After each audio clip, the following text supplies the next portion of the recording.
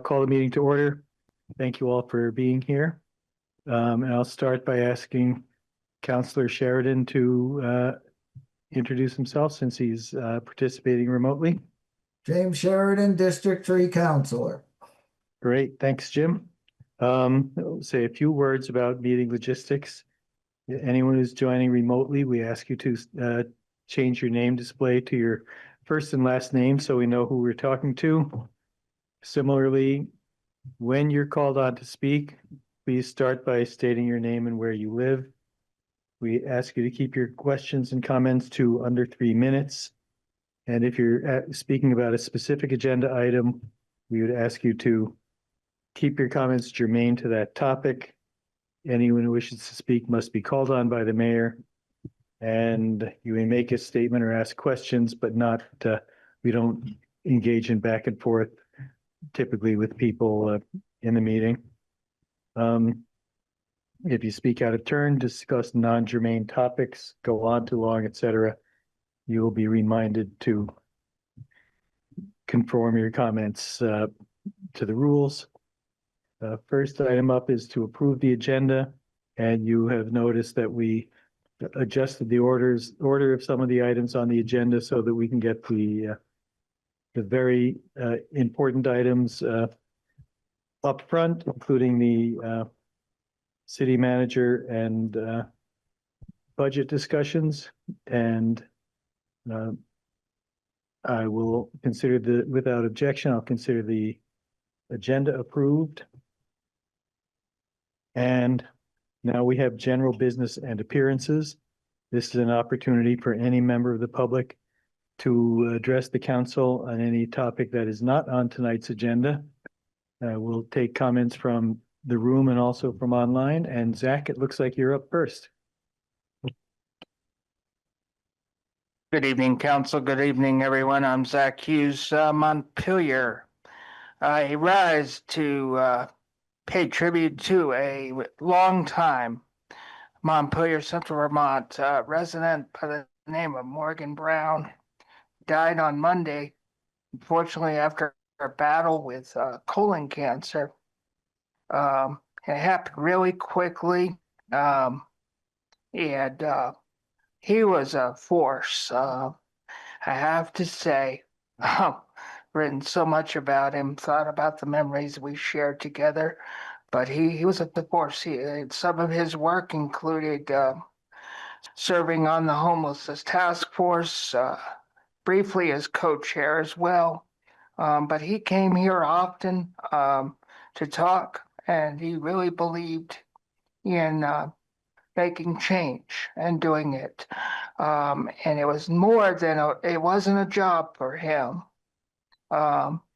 It just absolutely, he's going to be missed, but we are going to carry on the work. Morgan, rest in peace and power. We'll take it from here. Thank you, Mr. Mayor. Thanks, Zach. Anybody else in the room would like to be recognized? Steve. Yeah, Steve Whitaker. I see that something's on the consent agenda, but I don't find it in the packet, the emergency cold shelter agreement. Yeah, we're going to pull that off the consent agenda. Okay. But I just want to make the point, I overheard again that a councilor interpret that it can only be used below 10 degrees. And for y'all to think it's okay to leave people outside on a night like this, where it's cold, it's wet, and it's near 30, is not okay. In any pretense or any illusion or justification that you think it's okay to do so is just fundamentally immoral. Okay, this is not okay that we have set our bar so low that we can think it's okay to leave. There's dozens of people that I know out wandering around like zombies tonight because they know they got nowhere to sleep because it's not 10 degrees. So that artificial barrier needs to be removed from any agreement, and then leave it to the cold weather people that do have some conscience and empathy to find the staffing to make it work. But again, I'll reiterate the discussion of porta potties should be off the agenda. You cannot wash yourself and maintain hygiene and maintain comfort and dignity with Porta Johns. So let's get real and let's like walk our talk instead of it's a shame that our senator has to be hearing the same crap so many years later because y'all have done nothing since. Thanks, Steve. Phyllis. Thank you. Good evening, everyone. My name is Phyllis Rubenstein. I live on College Street in Montpelier. Last year, I appeared before the City Council to ask the council to take steps to remove Article 13 from the ballot specifically because of language that is asking that the City Council join others in working to end all support to Israel's apartheid regime, settler colonialism, and military occupation.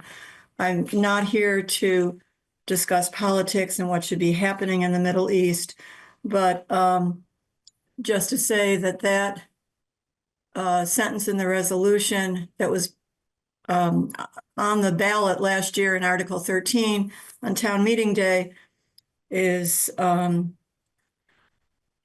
offensive to many because it ignores the history of what has been going on in the Middle East since the beginning of the 20th century.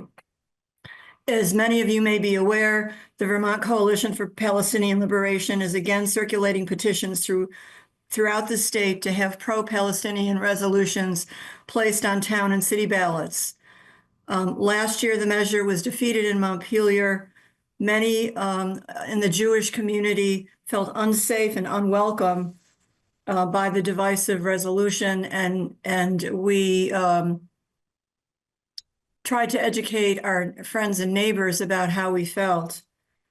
This same resolution was submitted to the Burlington City Council in late 2024 in anticipation of the 2025 town meeting election. And the Burlington City Council exercised its discretion and voted against placing the resolution in the March 2025 ballot because it was divisive and would inflame anti-Jewish sentiment. The discretion to reject an advisory petition unrelated to city business applies to all municipalities under state statute and case law. And I am certain that the petition will be submitted to the city clerk's office in the timely fashion, and I am requesting that the council review it and determine whether it's an appropriate matter to be on the city ballot, since it has nothing to do with the running of city business. In addition, I would like to meet with some of my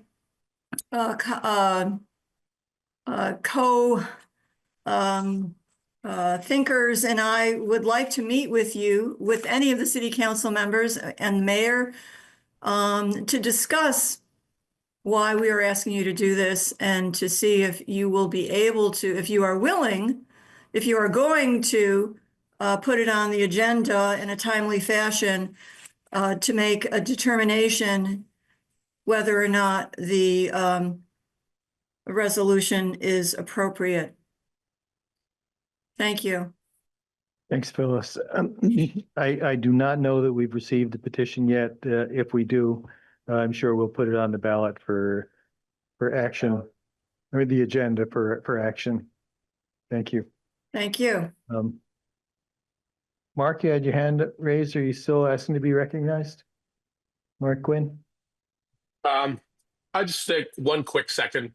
I know that you guys have a hard decision ahead of you. I know it's been a lot of work in the city manager search. I also know that a lot of the divisiveness around community talk has really taken its toll on morale amongst city staff. And I think it's important that everybody just hear that for every negative or contrarian or critical voice that you hear in that room or elsewhere, there are at least another dozen people who really appreciate the work that you're doing, who really appreciate the work that staff is doing and the sacrifices that they're making. So that just injecting a note of positivity as you work forward tonight. thank you for your work. Thanks, Mark. Alan, Am I unmuted? you are unmuted. Yes. Thank you. Good evening, Mayor and City Council. Thank you for the privilege of being on tonight's agenda. However, given the many crucial budget items you need to address for our community, Doug and I would like to relinquish our time with appreciation. We wish you all a very happy holiday season and respectfully request to be placed on the January 14th agenda after the new year. Thank you once again, and we wish you all the best. So thank you, Alan. To be clear, are you saying that you would like us to take the Sabins pasture item off tonight and put it on in January? Yes, sir. You have an awful lot of things that are very important to work on tonight, and we truly respect that. Great, thanks. Consider it done. Thank you, sir.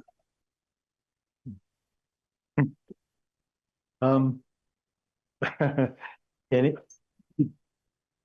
anybody else? Okay, thank you. Now it's time for the consent agenda. We are going to pull item G, the proposed MOU for the cold shelter agreement. And with that, the chair would entertain a motion to adopt items A through F of the consent agenda. Is there a second? Second. Any discussion? All those in favor signify by saying aye. Aye. Any opposed? Okay, thank you. Now, item G, cold shelter agreement. Is that you? Thank you for pulling that off the agenda, and apologies for the hour in which you received the MOU for this item. There are copies in the book. And there's actually just a copy, but nonetheless, it's there. So what I wanted to do is just kind of run through what was provided to you by email. So staff worked on this and has worked on the renovations for the shelter downstairs. And so this is reflective of what we would be looking to put in place with the emergency cold weather shelter board. And so some of the highlighted items that I just wanted to note in here are that this would be open for extreme cold weather, 10 degrees or below is what we talked about last week. And so that's what's here in terms of a key factor. In terms of the effective dates, so this would be effective December 27th through April 30th. The hours of operation would be 8 p.m. to 7 a.m. And then the other piece that I'll note, and I won't go into it in detail, but to make sure that this is all posted online following this meeting, it's just sort of there are rules of conduct that we would expect of sort of the shelter in place. And also what we've highlighted here are some of the state guidelines. So just making sure that those are, highlighted for use as we go forward. And then, really kind of clearly identifying the board responsibilities, and they are to provide a 24-hour point of contact. So city staff would not be responsible for running the shelter in any way. We really would just be providing the space. The board would also be responsible for the overseeing the shelter operations and staffing, supervising participants during the shelter hours, supplying cleaning products and maintaining a clean facility, ensuring compliance with the shelter rules and arrival and departure times, and to serve as the city's primary operational contact. So it's a little redundant to the 24-hour piece there, but nonetheless, it's there. And then the city responsibilities would be to provide access to the designated space, which is the old teen center at City Hall, but to also retain full authority over City Hall for security and operations purposes. And so I can get into more of the details here. The other thing that I do want to note is that there is a bit in here which will work with Rick DeAngelis and his crew to just make sure that it's good with them in terms of what they're anticipating. But I just want to make sure that we're squared away in terms of liability. I'm not sure what the volunteer team has. I know what we have on the building. So we'll just make sure that those components are in place and agreeable before we sign. But we do need to get something in place before we can open the shelter up so that the expectations are clear from the get-go. And then the other thing that I do want to note, just in terms of safety and for operation, is that we would ask that folks using the shelter don't sort of linger at City Hall because, and that really would be based on behavior. So just would using the shelter during the hours, and then, departing from there. So I'll take any questions about this agreement. But otherwise, what we're looking for is to just, for staff to complete, this memorandum of understanding and get it in place, before, we open things up. Thanks, Kelly. And is this something you've already gone over with the board and got their agreement too? So we have talked to the homelessness committee, worked on this a little bit today. And we would be working with the board. We wanted to make sure that we had the terms kind of in place, that council, saw them before we brought them forward. The other thing that I would probably recommend doing, which we have not done yet, is a legal review of this MOU, just to make sure that we're all squared away. And so Yep. with your authorization, we would do that all part of the sort of completion of the document. And the work is already underway in the teen center? Yes, How's it going? it's coming along pretty good. It is. Right now, we anticipate.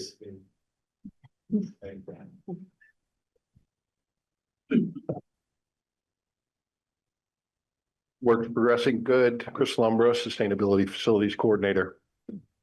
Work is progressing good in the former teen center space. We've had 2 or 3 on-site meetings with Andrea Stander was there. Rick DeAngelis has been there.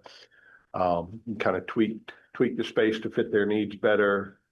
Most recently talked about electrical needs. We'll be getting an electrician in there, and expected the shelter will open the Saturday after Christmas.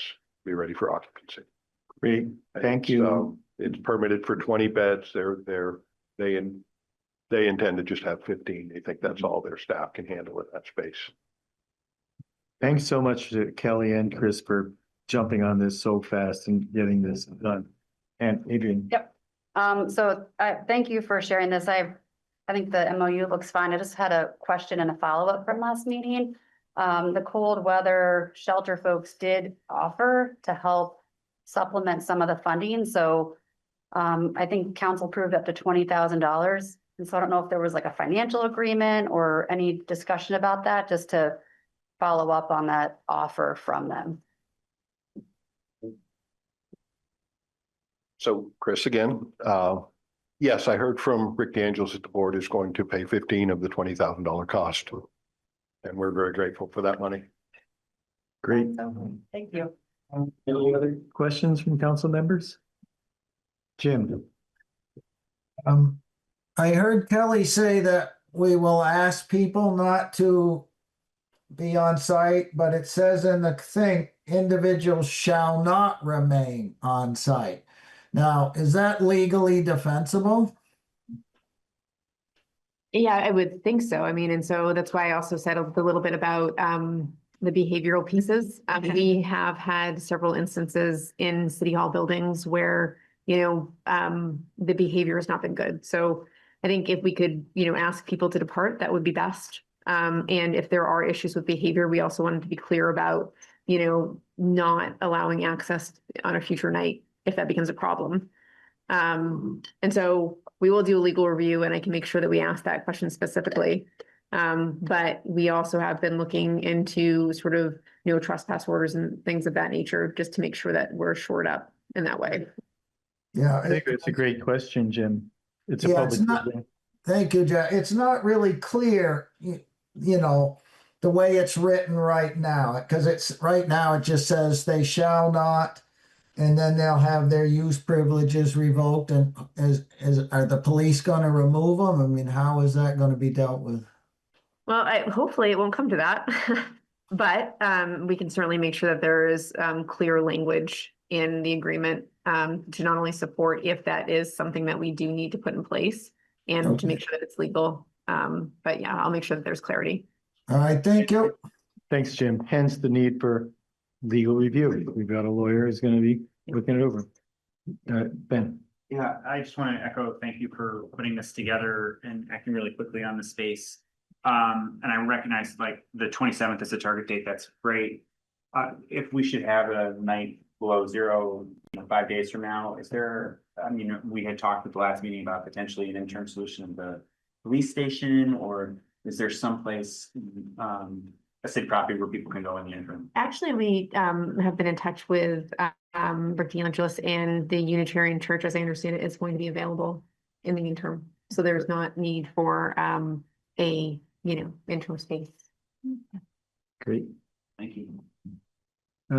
Comments from any members of the public? Steve? You've already heard my comment about the only 10 degrees and below. That's cool indifference. And y'all should wake up to that. If this is a memorandum of agreement subject to city's operational needs, it sounds like the city could yank the rug out from under it after we granted an agreement to allow it to be used. That doesn't belong in there. Shall not be used as a daytime shelter. Last year, this Department of Children and Families that was funding this required daytime facilities to keep people from being ejected into sub-freezing weather as part of their condition of getting funding. So I know Rick DeAngelis is bringing that state DCF funding into the equation, and currently our city hall is open during the daytime. People can hang out there, use the bathrooms, etc. So this has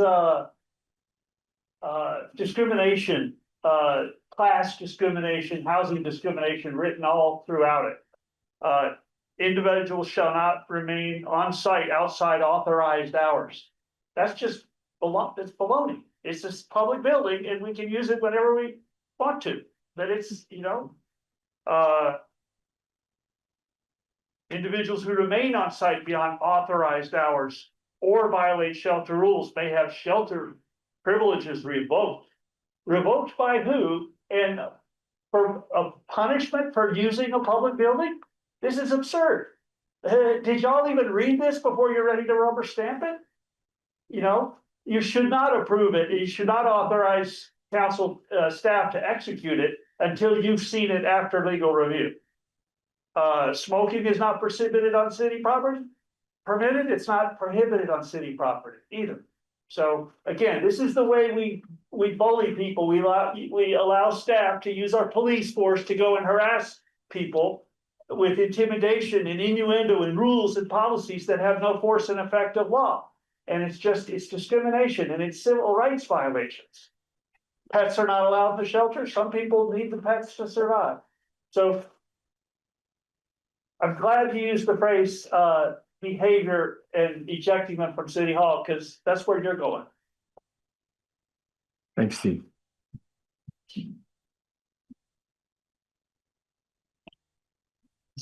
Zach Hughes. I'm Montpelier, and I'm also the chair of the homelessness committee. We did review this document today. We appreciate that review. We really appreciate that collaboration. We had the same concerns around City Hall that everyone else has shared around. It's a public area. How are you going to enforce that? And my concern, and I'm reluctant to mention it, is when you talk about revoking people's rights to be there. I'm hopeful that the organization, I believe they have procedures in place that would take reasonable steps to ensure they find a warm space for some folks who need it. It is not acceptable to put someone outside in negative weather. I don't care what their behavior is. And this is in view of Richard Gobia, who froze to death in Barrie. And I've been reluctant to say anything because I know the board over there has worked really hard, and I'm not criticizing them, but I want them to be aware that they have a reasonable responsibility to ensure that people who are ejected from their facility, they do reasonable steps to make sure that they are safe. And I thank you for everybody for putting this together. And as for the 10 degrees, well, that's going to have to be worked out. And I hope y'all can work out the City Hall situation. Thank you. Thanks, Zach. Council members, Carrie. I'm sorry if this was addressed already and I missed it, but when I saw this today in the homelessness committee. My interpretation of the section that says individuals shall not remain on site outside authorized hours. My interpretation of that was that they would not be inside the old teen center, not that they wouldn't be anywhere on City Hall grounds. And so I just want to clarify that that is not a part of the building that's typically open to the public. So it would be open just between 8 at night and 7 in the morning for the purpose of this shelter, and then it would be closed. And so if someone, this is addressing the idea, I would assume that someone refused to leave and wouldn't go out of the basement. But I guess I'd like some clarification on that. So I mean, yes, and that's the intention. I mean, this agreement is structured around the emergency shelter and sort of the purpose therein. And then I think some of the comment and discussion here is that, you know, we're also trying to coexist in a space where we do have, you know, normal city business taking place, you know, after those hours. And so it is a public building. It is open to the public. So it's not, we're not saying that people can't be there, but if there are behaviors, they will be addressed, and also just making sure that there are clear guidelines for use of the emergency shelter. Okay, thank you. I think this is no different from our everyday circumstances. If there are people who are causing problems outside of City Hall or on the steps or inside City Hall, then we take steps to address it. There's nothing special about, I mean, maybe it doesn't need to be in here. Maybe it's better to spell it out to have it be in here, but I just want to be clear that we're not talking about treating the people who are using the shelter any differently than we're treating anybody else. They have access to the public property just like anyone else does, and they're subject to the same restrictions if they cause any problems, just like anybody else is. Okay. Thanks, Carrie. Dave. Can you hear me? Yes. I just think 10 degrees is too cold. I mean, that's kind of harsh, isn't it? Couldn't it be 32? That's freezing. The other question I had is 10 degrees when? At a certain time of day? Or, you know, if it dips down and then goes back up, what do you do? I mean, is there a certain trigger point that's absolute and you say, well, now it reached this temperature, so we're good for the next 8 hours? How does that work? But 10 degrees is kind of harsh, I think. If you're going to do this, could make it a little warmer for people. Thank you. Thanks, Dave. I think that is the condition that was requested by the committee who came to the council, and I don't believe that they're prepared to provide the service under any other circumstances, and so that's why it was put in like that. Ben. I would also just add, if I remember correctly, they have a process where I believe it's at least 24 hours in advance, maybe even further, when they see the forecast, that's when they kind of mobilize to do it. And if it edges up, they're not closing shop, yeah. And if that group figures out a way to serve more people on more nights and comes back to us asking to use the basement more often, I would be happy to do that. Yeah, we'll certainly say yes, yeah. So Kelly, we're gonna need to get legal review before you're ready to ask the council to approve it? Or how do you want to do this? It's tricky. So like we should have this in place before December 27th. And so that's why I really pushed to put this forward. Typically, you know, I would want you to have a little more time to review it, but given the nature of the turnaround and, you know, everything that's going on right now, what I would recommend is that you authorize staff to execute this agreement pending legal review and, you know, consensus or agreement with the cold weather shelter board, so that then, you know, we can just get this in place for the 27th. That's, you know, how I would kind of see that going. And so if you would authorize staff to execute this agreement, then we will make sure that there's legal review and that, you know, there's agreement. But generally, we would not change any of the components of this agreement substantively. This is what it would be, pending legal review. So it would be a motion, for example, of authorize the staff to, or authorize the acting city manager to execute the contract pending legal review and barring any substantive changes. Correct. I'll make that motion. Is there a second? Any further discussion? All those in favor signify by saying aye. Aye. Any opposed? Okay, thanks, folks. And again, thanks Kelly and everybody for putting this together so quickly. All right, next up, meeting with legislative delegation. Welcome.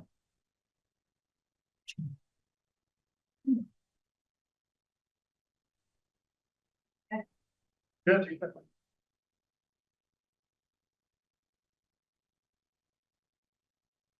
Good to be back. Welcome back. Yes. Yeah.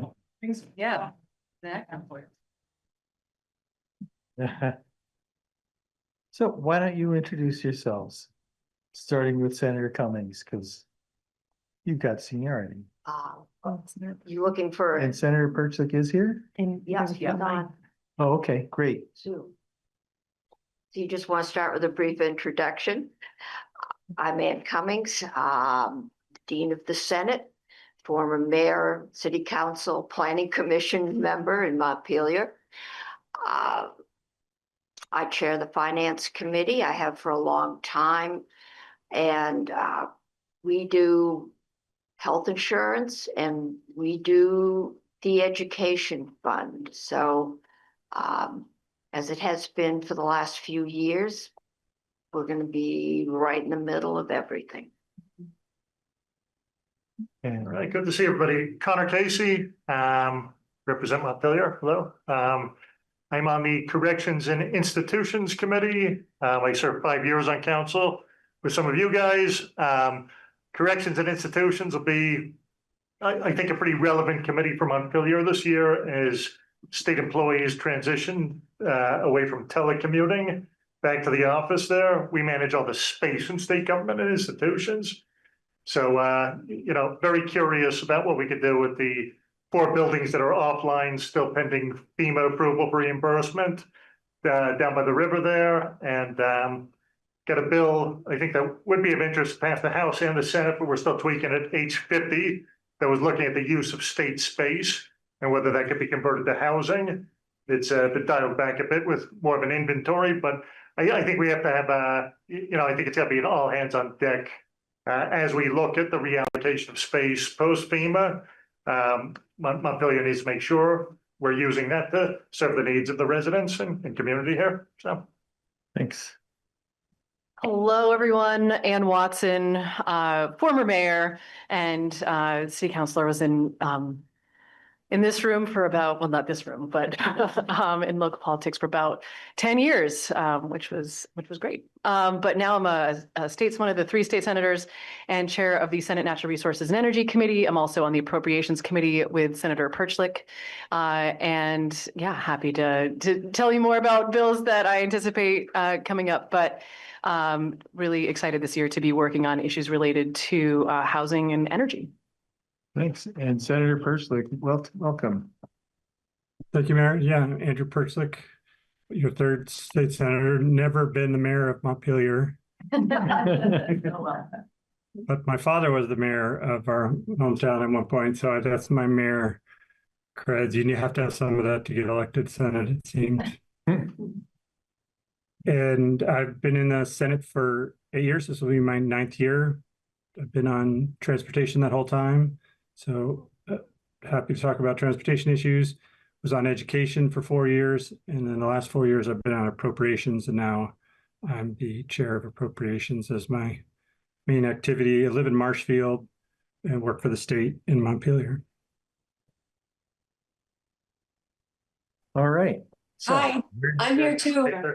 Oh, good. Representative McCann. Good, I didn't see you. Excellent. Representative McCann. Welcome. Hi, I'm Kate McCann. I, like Connor, represent the great folks of Montpelier and have been doing so since 2022. I sit on the House Education Committee, so we're going to have our hands full with Act 73 and all of that. I'm looking forward to the school board meeting in early January that we've been invited to. And when I'm not serving Montpelier, I'm teaching at U32. And I'm glad to be here. So thank you for the invite. Great. So where do we go from here? You all got our our statement of the legislation that we're interested in. And I'm interested in what you have, if you have some thoughts about that, about anything there. I know we're ambitious and we want a lot. But I always think, you don't get what you don't ask for, so. You can. Okay. Since this may be the first year I'm not on the hot seat, because you don't have anything about property taxes on there. It is quite a list. I would say it is the longest I've ever received or given, and I've been at this since 1985. And all I can say is that Evan and Andrew can raise the money because almost everything involves additional funds. I'll be happy to support it. But I doubt that they can raise the money. This is probably going to be a very difficult, it's probably going to be the worst year that I've experienced, just in the level of need and the severity and the fact that we don't seem to have any extra money coming in this year. So it would be very helpful to us if you could prioritize, if you can only get one or two of those things. And the other thing I wanted to check with you is that there's two things that have traditionally been on that list that aren't. And I wondered if that meant that they weren't important to Montpelier anymore. The first is the presence of the state workforce being essential to the vitality of downtown. There was a day when if the state moved one office of 10 people to Waterbury, every merchant and person in state government was down the street complaining and trying to stop it. And the other one is protecting the pilot payment. I wouldn't take that for granted. It's significantly larger than any other town receives. Every other town is facing the same kind of financial stress that Montpelier is. And as a senator, we represent at least two other municipalities that have a large number of state employees. And I hope I don't have to get in the position of picking and choosing, but I would keep an eye on that. We will, but I wouldn't take that payment for granted in these uncertain times. Well, it's definitely a priority. We didn't even think to put it on, but that's good to know. Thank you. Yeah, happy to talk about anything. I agree with the senator. It's going to be, it takes all we can do to shake the money tree some year. The tree's getting tougher to shake. Looking at the federal landscape, it's just a horror show, honestly. We got $300 million we're owed for the Capitol complex on FEMA. I'm not too confident we're going to get it at this point. I'm not too confident on anything coming from the feds. So, I feel like unfairly, so much of the work that should be done by state government, should be done by the feds, is going to fall on municipalities. And there's going to have to be a scrappiness to try to cobble together whatever funds you can, just to make sure people don't freeze to death on the streets, right? But yeah, the state employee issue, I think, is chaos right now. I'll say that. I'm the chair of the Labor Caucus over there. Just speaking for myself, I think it was intentional by the administration to roll it out all at once there, every department in state government. So there's pure chaos. So people decide, do I really want to work in state government or do I want to work somewhere else? And if you look at the surveys, a lot are moving to the private sector right now, right? Downtown has been abysmal since the flood. But is that because state employees are teleworking, or is it because we have 1,000 vacancies in state government because nobody wants to work in state government these days? That's a big problem, right? And I think as this new plan rolls out there, it has already, I haven't seen a huge uptick in traffic downtown. That's because a lot of people are being moved to Waterbury, right? There's the buildings we have in town that are empty are offline completely. And if you're up at National Life, you're probably gonna go to the cafeteria instead of coming downtown to get a sandwich. So I think we're being sold a false bill of goods by this administration, honestly, on the teleworking. And I wouldn't expect to see great success on that with the current plan going. I think it's intentional chaos to get people to leave state government, honestly.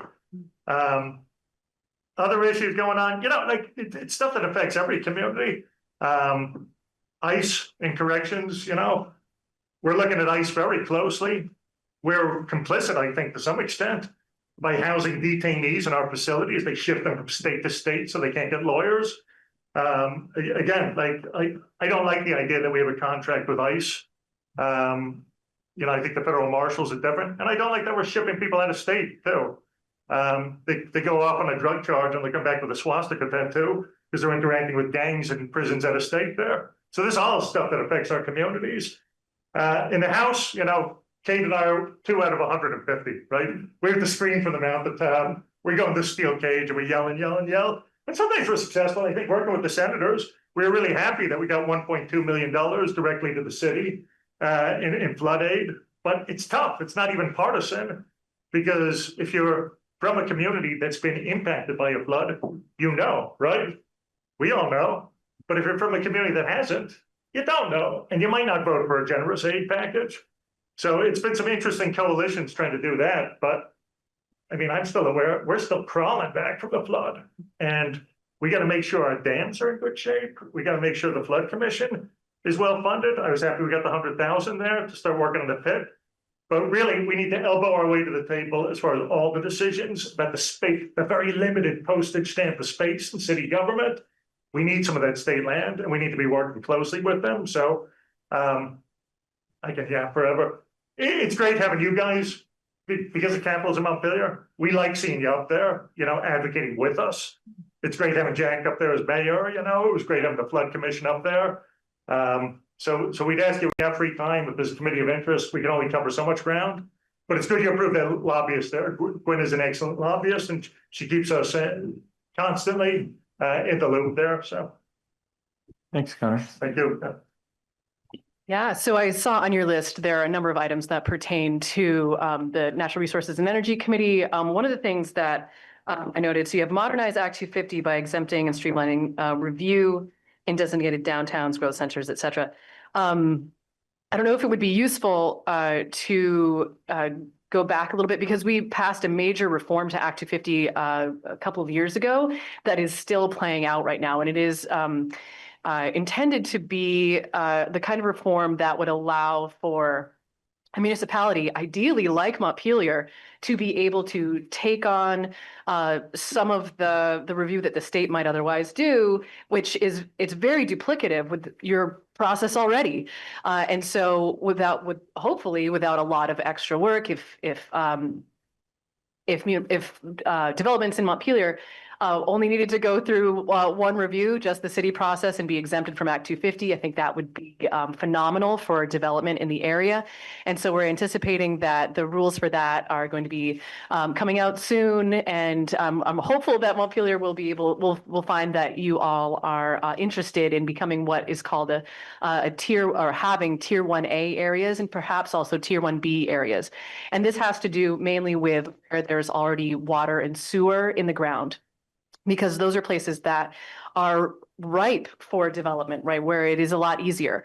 One of the things that I'm anticipating taking up this session is to further make it easier to develop, especially in places that have water and municipal water and sewer available, because a lot of times there's both a city level review and a state level review of wastewater permits. And there's not necessarily a lot of value add to for the state level permit. And so again, looking to come up with some criteria for a municipality, like if you meet these criteria, then a development here would not have to go through a state review. And ideally, that would be largely redundant with what you all are already doing. So again, making it cheaper and easier to develop in areas in Montpelier, which would be very exciting. One of the things that I did want to flag, and this might actually be more appropriate for Senator Perchik, but you had a number of items about transportation and funding for roads, and I'll let Senator Perchik talk about that, but I think that's important to talk about where we're at right now as a state in terms of our transportation funding, which is in line with the same themes that there's the funding sources really need to change because we are running out of money there. Other things that I wanted to make sure to talk about. I think I'll leave it at that for now. And happy to chat about other questions. Actually, there is one thing. I did see expanded use of net metering, and I'll just say that is a difficult conversation. It involves the distribution utilities, and I think there could be the potential for expanding it at some point, but it's a difficult cost shift to bear, because if somebody has a net metered system, they're not necessarily paying into or as much into paying for the grid. And so that ends up shifting some of the costs onto people who don't have solar, which is tough. Having said that, I think there are other solutions that we can look at to advance solar in the state of Vermont. It may not look exactly like net metering, but I think there are some other avenues. And one of those is a bill that I'm anticipating this year is in portable solar, or just another word for it would be plug-in solar, which is to say that in Europe, there are these devices which you can just buy at the department store or your local IKEA or whatever. It's a standalone solar panel, bring it home, put it on your balcony, put it in your yard, and just plug it right into a regular outlet and start generating power and lowering your electric bill. Right now, you could do that, except for you would need an interconnection agreement with your distribution utility. And so the goal of this legislation would be to make it as simple as possible so that people could have access to this technology in Vermont. Cool. Thanks. Who's up next? Senator Perchik? Yeah, I can go. I was interested in your list. Like others have said, it's a long list. A lot of them are requiring funding, which I think will be difficult, but I don't see any here that I disagree with. It'll just be trying to find the funding for. I was interested in under the housing development section, the first section, about providing municipalities flexibility to adopt tools such as vacant building taxes. I was interested if you have any examples, like from other municipalities, because I've heard this from other towns where they have landlords that are just letting buildings deteriorate, fall into the ground, and they're not sure what the best way to approach that is.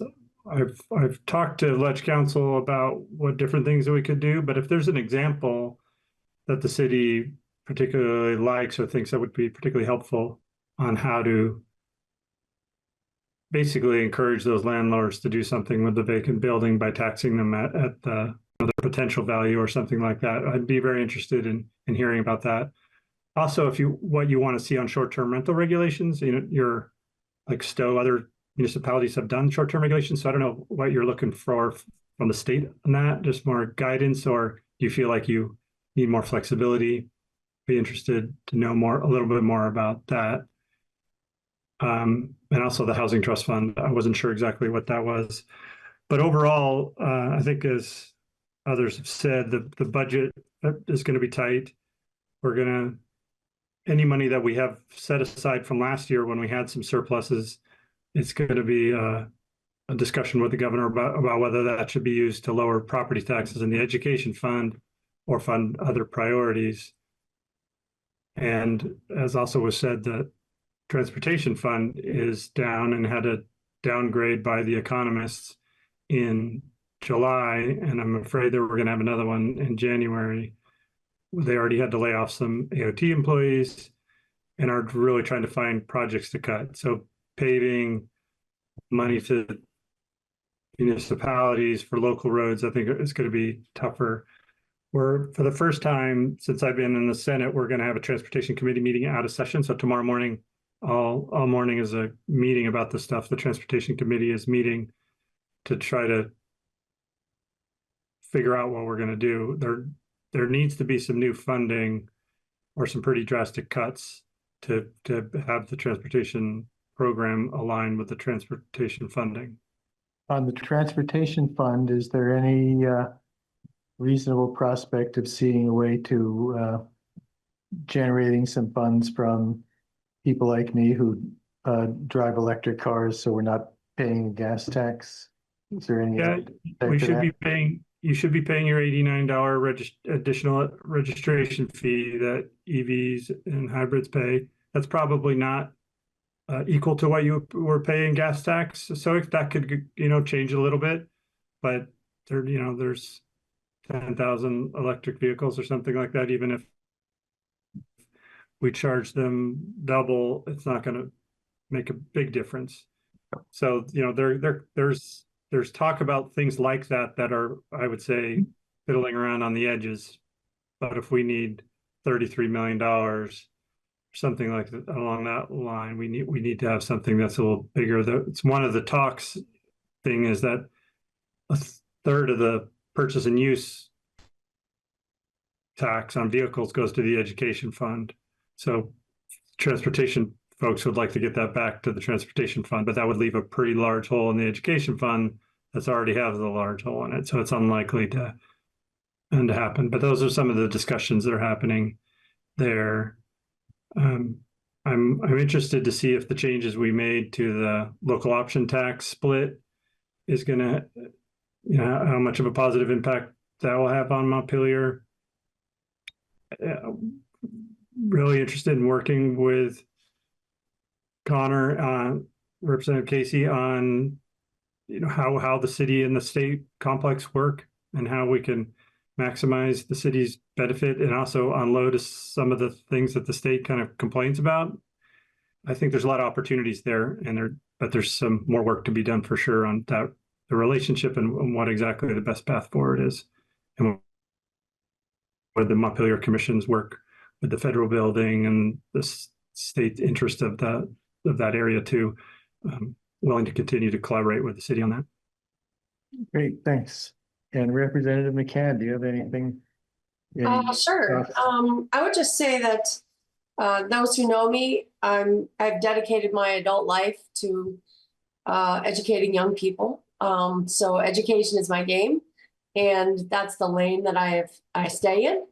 But when I saw the third bullet supporting the unhoused Vermonters and community health, that includes education and includes young people. We know that we have families who are unhoused. And we also know that what we're seeing in schools is an uptick in some mental health issues among our students. And that's pushing costs up. So it's in everyone's best interest to see us do something about that. So in particularly bullet 2 and 3, if you don't have this up in front of you, that's expanding regional mental health, substance use, and domestic violence services, and supporting the use of state-owned lands for temporary and transitional housing. I think we could do that third bullet perhaps without much money. And so I'd like to look for areas in here where we could make some progress without having to ask for too much funding. And then, yeah, I think I'll just stick with that for right now. Great, thanks. Council members, any Sal, starting with you.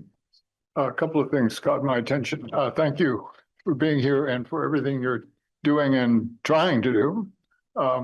It sounds like it's getting harder and harder.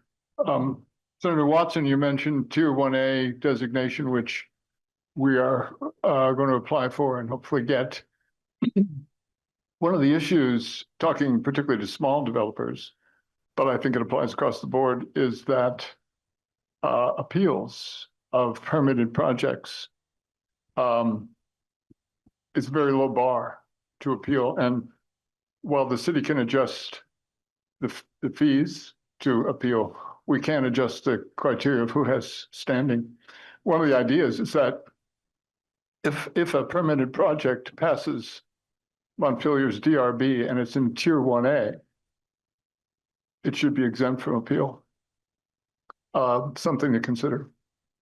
Would help a lot with the housing issue, I think. Thank you for raising that. So there is a appeals study that I believe has just come out this month or is about to come out. I've got 6 studies. Did you? I read them all. And it's about how to reform the appeal process, particularly for Act 250. And there was an attempt last year to also modify how municipal appeals would work. And we held off on doing that in part because we thought it would make sense to see what the study would say about Act 250 and ideally make those processes align, to have them go through a similar process if that made sense. I'm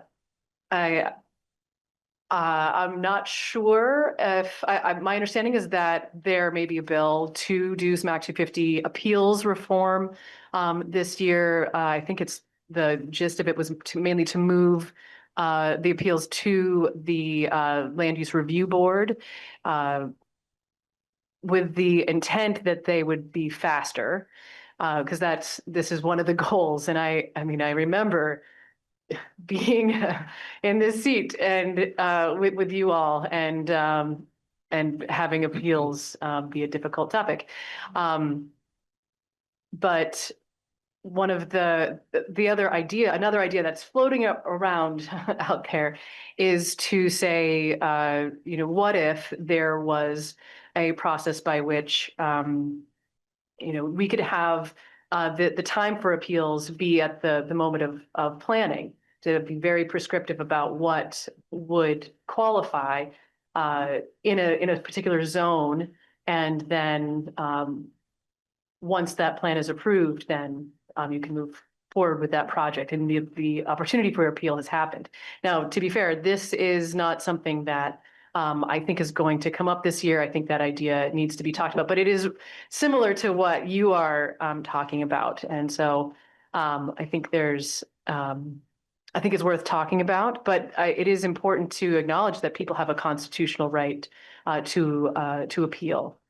So we want to make sure that we are staying within the Constitution. Well, I'm happy to hear that you're discussing it in such detail. I look forward to seeing how it turns out.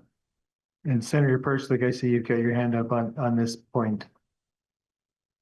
Yeah, I was just going to stay real quick. I think there is the governor said he was going to be introducing or, through some legislator, a permit by right bill, which I support. I'm interested to know if Montpelier Council supports that, which I think is similar to what Senator Watson was talking about, by trying to get neighbors and citizen participation up front. And so then if a permit is issued and it's, follows the zoning and there wasn't some kind of mistake made, then there is no appeal because you followed the zoning of the town. So I know the governor, it's going to be part of his recommendation. So I think it will come up this year. Great. Well, Senator Cummings. I was on Housing and Economic Development last biennium where the first homes bill went through. And we were told that the committees were set up so that natural resources and housing would battle it out. And we did. I think there was a bill that was rewritten, and as one committee was working on it, somebody was in the hall already writing amendments. And as with a lot of legislative process, we know the appeals prevent a lot of development. And in some instances, that's the purpose of the appeal. If I can tie you up long enough, you get tired, it gets too expensive, and you go home. We also know that there is a great concern about protecting the environment and not, as our original concern is not turning Vermont into looking like Levittown on Long Island, where it's just house after house after house all over the landscape. All I can tell you is we're aware of the problem and we're continuing to fight it out. There is I think the governor has found his blunt instrument, which seems to be his favorite tool. And that will force us to do some more work this year, but we're aware of the problem. We're aware of the housing problem, particularly. It's on the top of the agenda. Thanks, Jim. First of all, thank you all for being here and taking the time out of your busy lives. I think my question is probably to Kate. I'm part of the homeless committee, and we would like to get somebody that kind of like Barry has, Tess Taylor. And we're wondering if there's a pot of money that is just designated for like homeless issues, and who would be the one in the legislature or in the state that we would approach?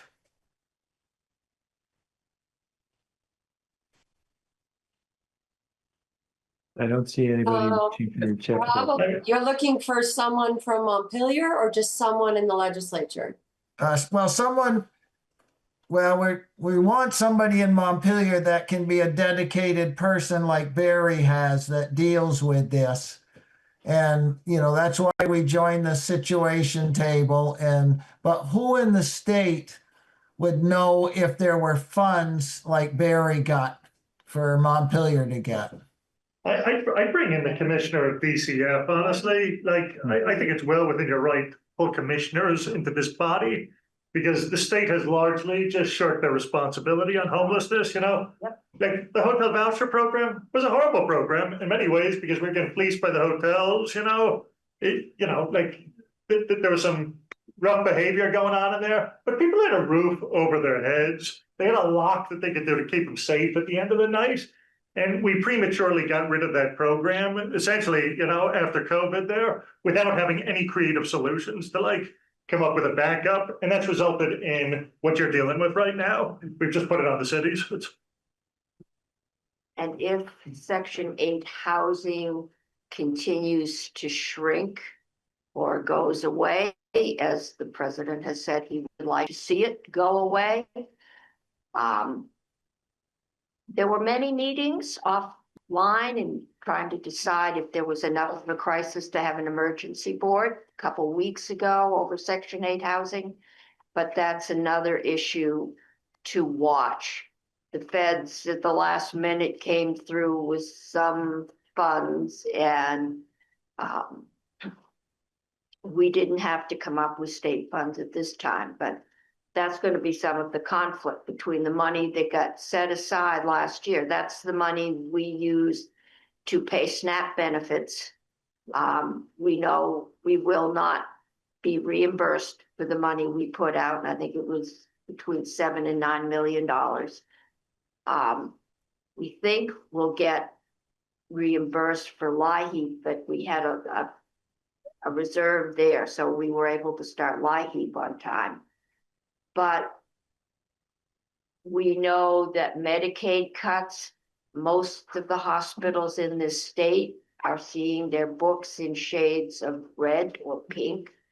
And many of them, if not most, are dependent on Medicaid for funding. And so as that gets cut, they're going to be under further pressure. The phased down of the provider tax, which the state uses to up our state Medicaid reimbursement, as that gets phased down, we will have less money to reimburse, and that's going to put further pressure on our hospitals and healthcare system, which Montpelier doesn't have a hospital anymore. And but for many of our smaller rural communities, there is a real danger. They're already losing services. Obstetrics is the biggest one, that because it's expensive, we aren't having enough babies to support it. That's going first. But pediatrics has been looked at. Other had a primary care cut over in the valley. We've had psychiatric inpatient cut here.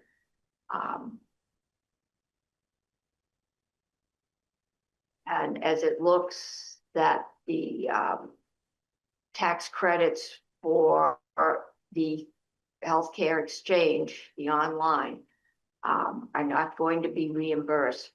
We're anticipating some major impacts, not just on insurance rates, but as young people decide I'm probably better off not paying for insurance and paying out of pocket and hope I don't get seriously ill or smash up my motorcycle. That's going to take the young and the healthy out of the insurance pool, which is going to further put economic pressure on the entire system. So it's not a city problem, but it is because it's your citizens that are going to be impacted. And it could play into the whole homeless thing. It's going to be a major issue this year. Anything else from other members of Karen? Yeah, so thank you so much for being here. I have a whole giant list of things I want to say, but I'm going to not say every single one of them. But I wanted to respond to Senator Perchlik asking about what it is that we would like clarification on in terms of short-term rentals or vacancy tax. And I'll tell you that I'm on the homelessness committee and I'm subcommittee of that, which actually just met today to talk about vacancy tax and short-term rentals.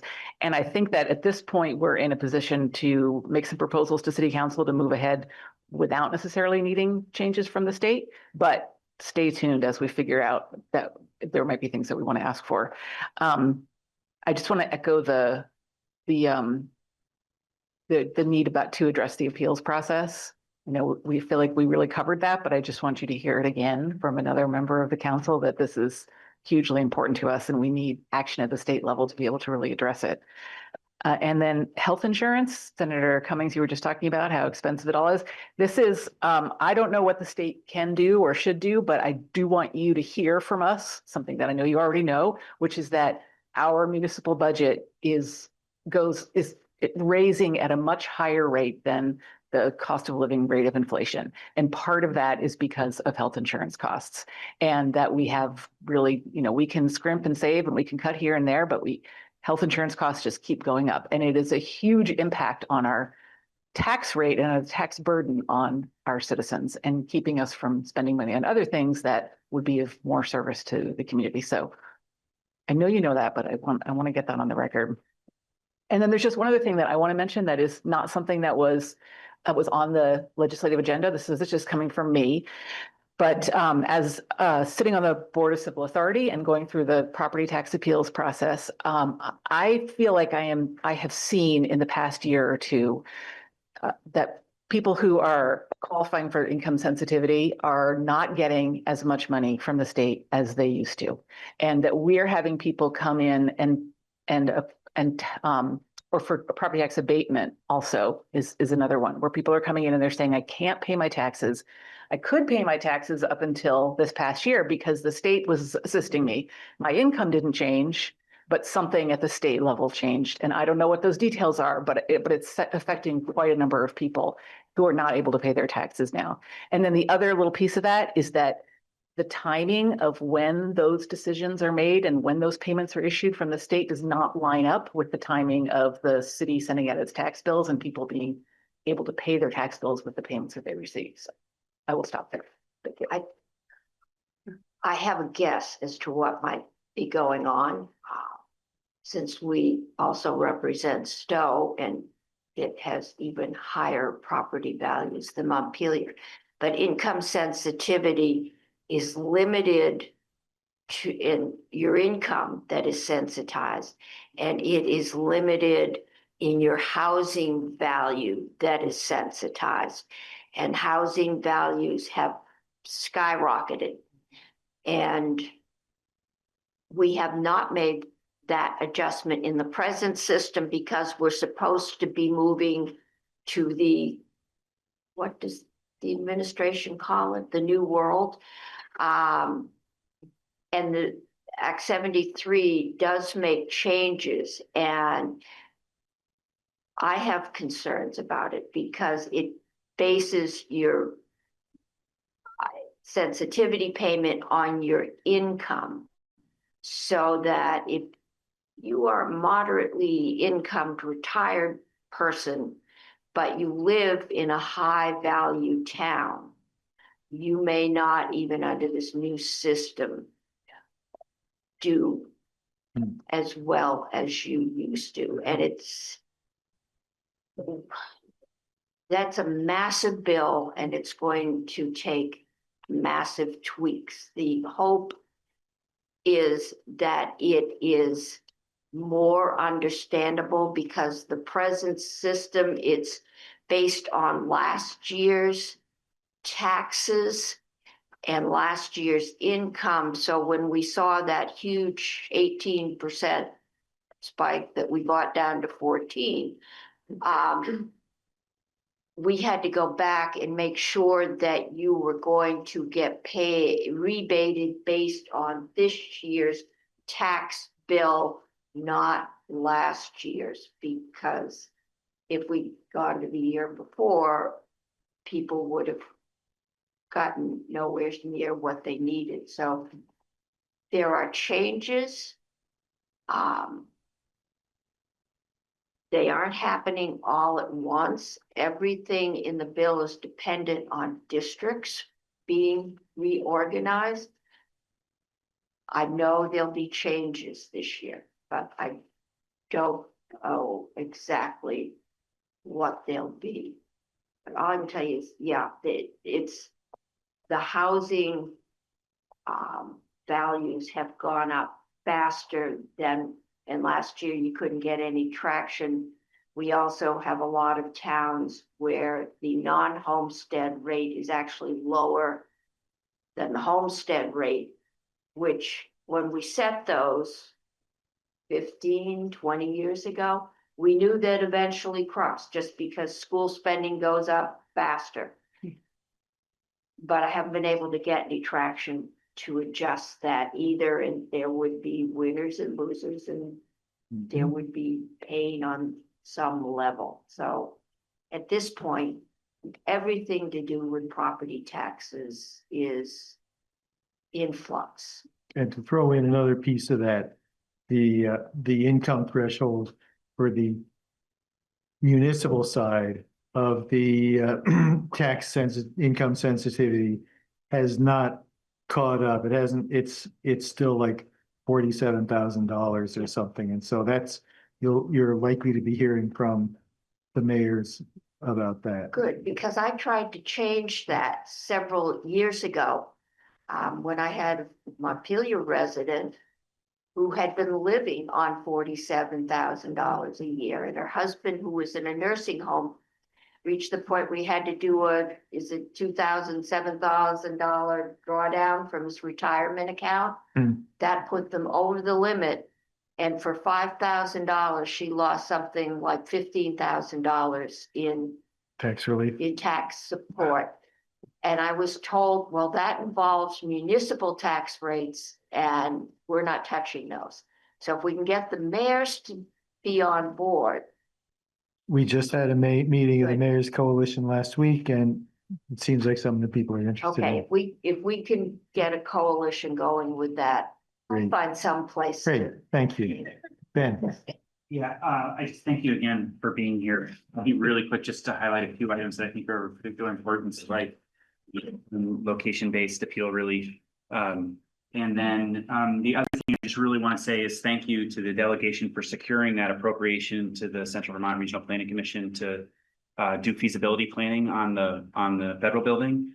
And that helps secure too a Northern Borders Regional Commission grant to continue the same process. So there's good work being done there, but I would say like that's a big deal for our city. And there's going to be a role for the state to play, and we're going to need advocates. And then the other thing I would just quickly say is local option tax. Thank you for your work on that. It's been pretty great for Montpelier, to fill some holes, literally. And so I would just, these next two things are related. You know, I think we're still really, as you know, really recovering from the flood. And I think what's been challenging about that is people trying to recover, but not prepare or have the resources to prepare for the next one. Right. And so I know that the administration is going to advocate for an increase in the cap on the tax credit program for the downtown village tax credits that has a thing in it that you can use for flood mitigation. So it's a really great tool that could be used for downtown businesses. And, you know, it would be great to see the cap increase to allow more people to do that. And then potentially leverage local option tax. You know, I know that the municipalities in the state are always fighting over the percentage, but I think if you're a community like Barry or Montpelier that has, you know, significantly suffered from a natural disaster, maybe there could be like a temporary, you know, maybe for 5 years, say, you can have 100% of your local option tax provided you put it towards flood mitigation. And I know that the financial picture this year is extremely bleak and everything's going to be a fight, but I just really am grateful for your leadership in there and that you're fighting for us. I don't want to keep you too long. We've been going for a while. I think we have time for a couple of public comments. And Peter Kalman, I see your hand up. Yes, thank you, Jack. Peter Kalman, Montpelier. I just would like to just comment on the elephant that is in the room, and Ann Cummings has been alluding to it, which is that in some ways we're talking to the wrong folks, the legislature. You guys do great things. You pass rules and you pass laws, but we're living in a country with a very strong executive orientation. We're living in a state with a very strong executive orientation. And so in some ways, we need to figure out some ways for the localities, the municipalities, and the legislature to put pressure on the administration to actually carry out the intent of what the laws are, not to be constantly fighting it, which at least we can see, but what we can't see as easily unless you're down in the trenches, which I have been on a number of these matters, where the administrative bureaucracy is strangling the baby. There are so many ways in which the administrative departments prevent the intent from taking place. So as you're passing bills, try to figure out some way to word them in a way that it makes it more difficult for the administration to not carry out the intent. And meanwhile, we should all figure out ways that we can bring pressure. So you should come to us and say, hey, we've got this great bill. Put pressure on the administration. Anyway, it's just an exhortation. It's not really an ask. Thank you. Thanks, Peter. If I can jump in response to that, thank you. Very much appreciate that. And this is something that we are absolutely dealing with. There have been, I think, good bills that have passed that are still in process of being carried out. For example, dam safety rules. I know the folks that are working in the dam safety program they're overworked and they need more people. But dam safety is so important across the state, and so the fact that they haven't filed the rules yet, I think, is problematic. And that's just one example. There are many examples of bills that have passed that direct rulemaking, and the rulemaking has stalled. And so happy to talk more about that if it's useful. James. Yeah. Oh, you need to step up, please. Mike, where would you like me? Right up where the senators are. Yes. Deal with my legislature. Hi there. Thanks for coming. I appreciate that. Remember to tell everybody who you are. James Moore, lives here in town, and endeavoring to bring some housing. So I understand that it's going to be a very challenging budget year, and that many of the city's requests have a price tag on them. I would love to see Montpelier be able to achieve that price tag through growing our grand list.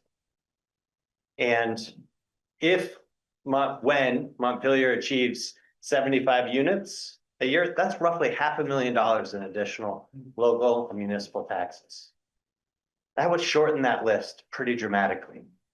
And I hear Senator Cummings saying, look, when you've been involved in Montpelier politics for a long time and understand that the appeals process has been an issue for a long time, that how many years ago heard those challenges here? I would just ask, like, address it this year. To say we're going to talk about it but not do anything again is really frustrating, because there is the momentum, there is the focus, and I've had enough conversations that I believe that there is a path that can move forward this year. And to not do that would be a real disappointment, and I think a real challenge for our city. I mean, we're half of our city council members at least raising it tonight. So I would ask that you make it happen this year, and I'm happy to help if I can. Thanks for your time. Dave Bellini. Hi, I'm Dave Bellini, longtime resident of Montpelier. Hello, everybody. State delegation, great people. Let me start. I'll stay in my lane. First, what can we get? How can the state help us? And I think every town. Number one, build a mental hospital. The closing of Waterbury State Hospital was incredibly foolish. The experts were ignored, the employees were ignored, and the people that made that decision, they washed their hands of it, and they're mostly not in the legislature anymore. So that was a big goof. And everybody's concerned about the homeless. Well, the state hospital is a better place to live than under a bridge with a tarp over you. So you just have to do it. Yeah, an institution. Prisons. You can't push everybody out of prison and expect miracles. We actually had much better social services in the 80s and 90s than I think the state can provide today. And those services took place in prison. I worked in a substance abuse unit inside a prison where we did real therapy work. And when folks got out, it was based more on behavior and merit. And if we needed to refer people out, there were halfway houses where you could send them for a year, not for 3 nights or 7 nights, for a year, and some were even 18 months. So I've seen all those services get cut or eliminated, and I think that's just a mistake. That will solve some problems if you would do that. It takes courage, and you have to say, no, Thomas Saz wasn't right about everything. Deinstitutionalization went way too far. There is compassion in institutions, and there can be, and there was. Housing, when I was a kid in Montpelier, people lived in substandard housing in Montpelier and in Burlington. And people cried and said, oh, no, we can't have these people living like that. They got to have this. They got to have, hot and cold running water. And you can't have a wall that's not insulated properly. You can't have this. You can't have that. We'll prohibit it. So they're living under a bridge, some of them. And where they were living in substandard housing was certainly better. So I mean, I don't want to go back in time, but if you're not going to do what you say you're going to do, I don't mean you guys, I mean the legislature as a whole body is vastly different than the individuals who compose it. Thanks, Dave. That is your 3 minutes. 3 minutes. I'm done. Jump in on that. I think Dave makes some good points, because the Waterbury State Hospital was a horrible place, and we should have closed it, but we didn't deinstitutionalize people. We just moved them to other institutions, and those institutions are prisons and homeless shelters, like you're saying now. So it's good to move away from institutionalization, but you need to fund the community care, and that's not what we did as the state of Vermont. And we're really missing some of those mental health beds across the state now. There's a real shortage. Well, I can tell you, in my day job, I'm over in the building lobbying on mental health issues. And every time I go to a committee, whatever the bill is about mental health, the first thing I say to the members of the committee is that the best thing, most effective thing you can do to improve the mental health system in Vermont is to radically increase funding for the community mental health system. At any given time, there's probably 1,000 vacancies in the community mental health system. And so programs, other assistance, housing, all vital. Senator. I was mayor when we first closed the state hospital. And the Montpelier police force picked up a lot of the social work. And we did it well.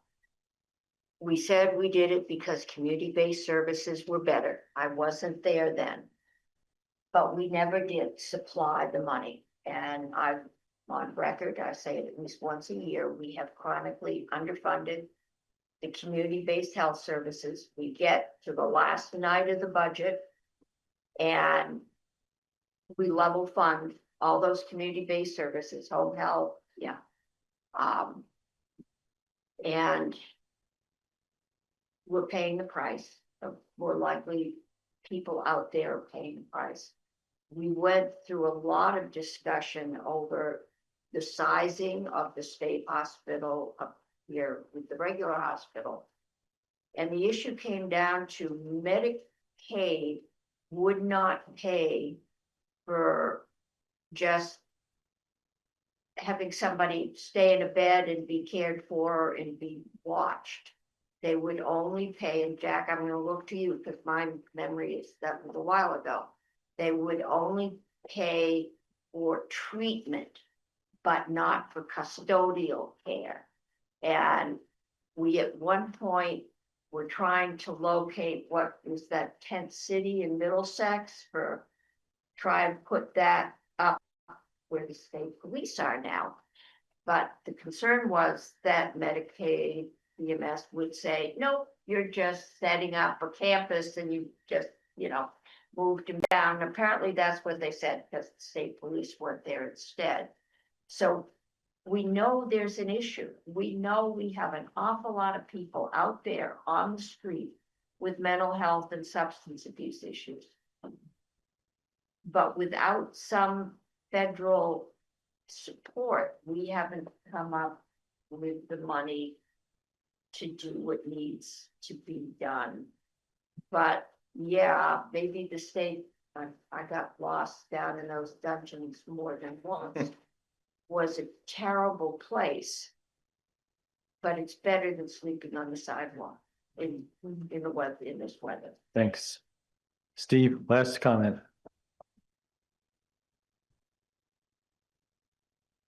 I'm going to try to give you some examples that may be nearer term and actionable. Tourist Information Center, the state waffles around a lot about that. The merchants want it. We own the transit center. We'd like a concerted effort to get the state to participate in the Tourist Information Center, replacing the one that was destroyed by the flood. District heat, the city's going to need more of the plant capacity. What we have is about enough for the Elm Street properties, but not enough to expand further in the downtown area. So we need help negotiating with the state for a higher share and a more comprehensible financial model for the capacity charges in the district heat. It's an incredible resource, but it's really underutilized both municipally and statewide. And they need less of it now. State-owned lots for housing along the river, parking underneath, housing above, public safety dispatch. There's still 9 million in general fund sitting there in that reserve. Washington County needs a radio system upgrade conditioned on governance. We lack the governance. We had some of these people conspire to demolish the regional public safety authority. Very unwise. Now we would have to restart it to create the governance, replace the radio system and fill the gaps in both the land mobile radio and the cellular, make it a pilot project, failing over probably to St. Johnsbury or something. It's exactly what they spent $2 million at the state level, but they've gone nowhere. All it is a vague plan. Right-of-way monetization. The we've exhausted the capacity to tax the private property, but there's been on the books for 15 years, there's been a tax for communications providers of the public right of way, and it's never been collected. And we could not only collect it from communications, we could collect it from all utilities on a mill rate based on how much of the public right of way they use. And on the state highways, it would go into the T fund and pay for the cellular build out of the dead zones. But municipalities could get it for their municipal right of ways as well and fund their public safety communications from it. So that's just a very ripe model of low hanging fruit because there's statute already in the books that needs tweaking. And the study was sandbagged. This amendment was sandbagged that they didn't even look at the study that V-Trans had done 10 years prior. So don't, the governor has basically said, ignore it, ignore it, ignore it. It looks like a tax increase. It's a damn tax that's been on the books for 10, 15 years that we haven't collected. And we need penalties for public records violations. Without them, people fly in the face of it. Thanks, Steve. Folks, thank you very much for being here. Thanks very much, everybody. Really appreciate everything you do for us. Yeah. Thank you. We're still in, but we're past our deadline. Yep. So, but I am gonna be looking at a second home tax. I'm sure there will Great. be some movement around short-term rentals. There will be some local housing. Great. Yeah. Thank, If I can just add one thing, if in the future, if we can do it sooner before our deadline, which the bill request deadline is December 1st. So I realize it may not be on your radar or as imminent that the legislature or the session is coming, but if we can do this before December 1st, then we still have the opportunity to put in bills. It's more flexible. yeah, But yeah, the second year, it's not. great. Yeah. Thanks so much. Good to see you. All right, folks. Now we're up to city manager search. We have this scheduled for an hour and we're moving forward with this. I anticipate that we'll be going into executive session, but I want to, we've received good input from, we've got emails and we've got surveys from members of the public. But before we go into executive session, I want to provide one final opportunity for members of the public to make some comments. So I'll open the floor either for people online or for people in the room who would like to be heard on this.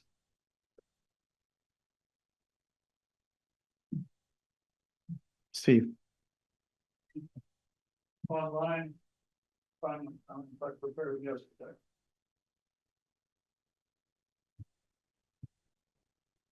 Well, while you're doing that, I'll take a comment from Dave Bellini.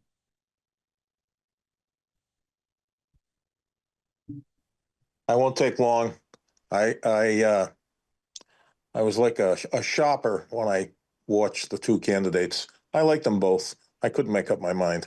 And they seem like really nice people. I do want to say one thing.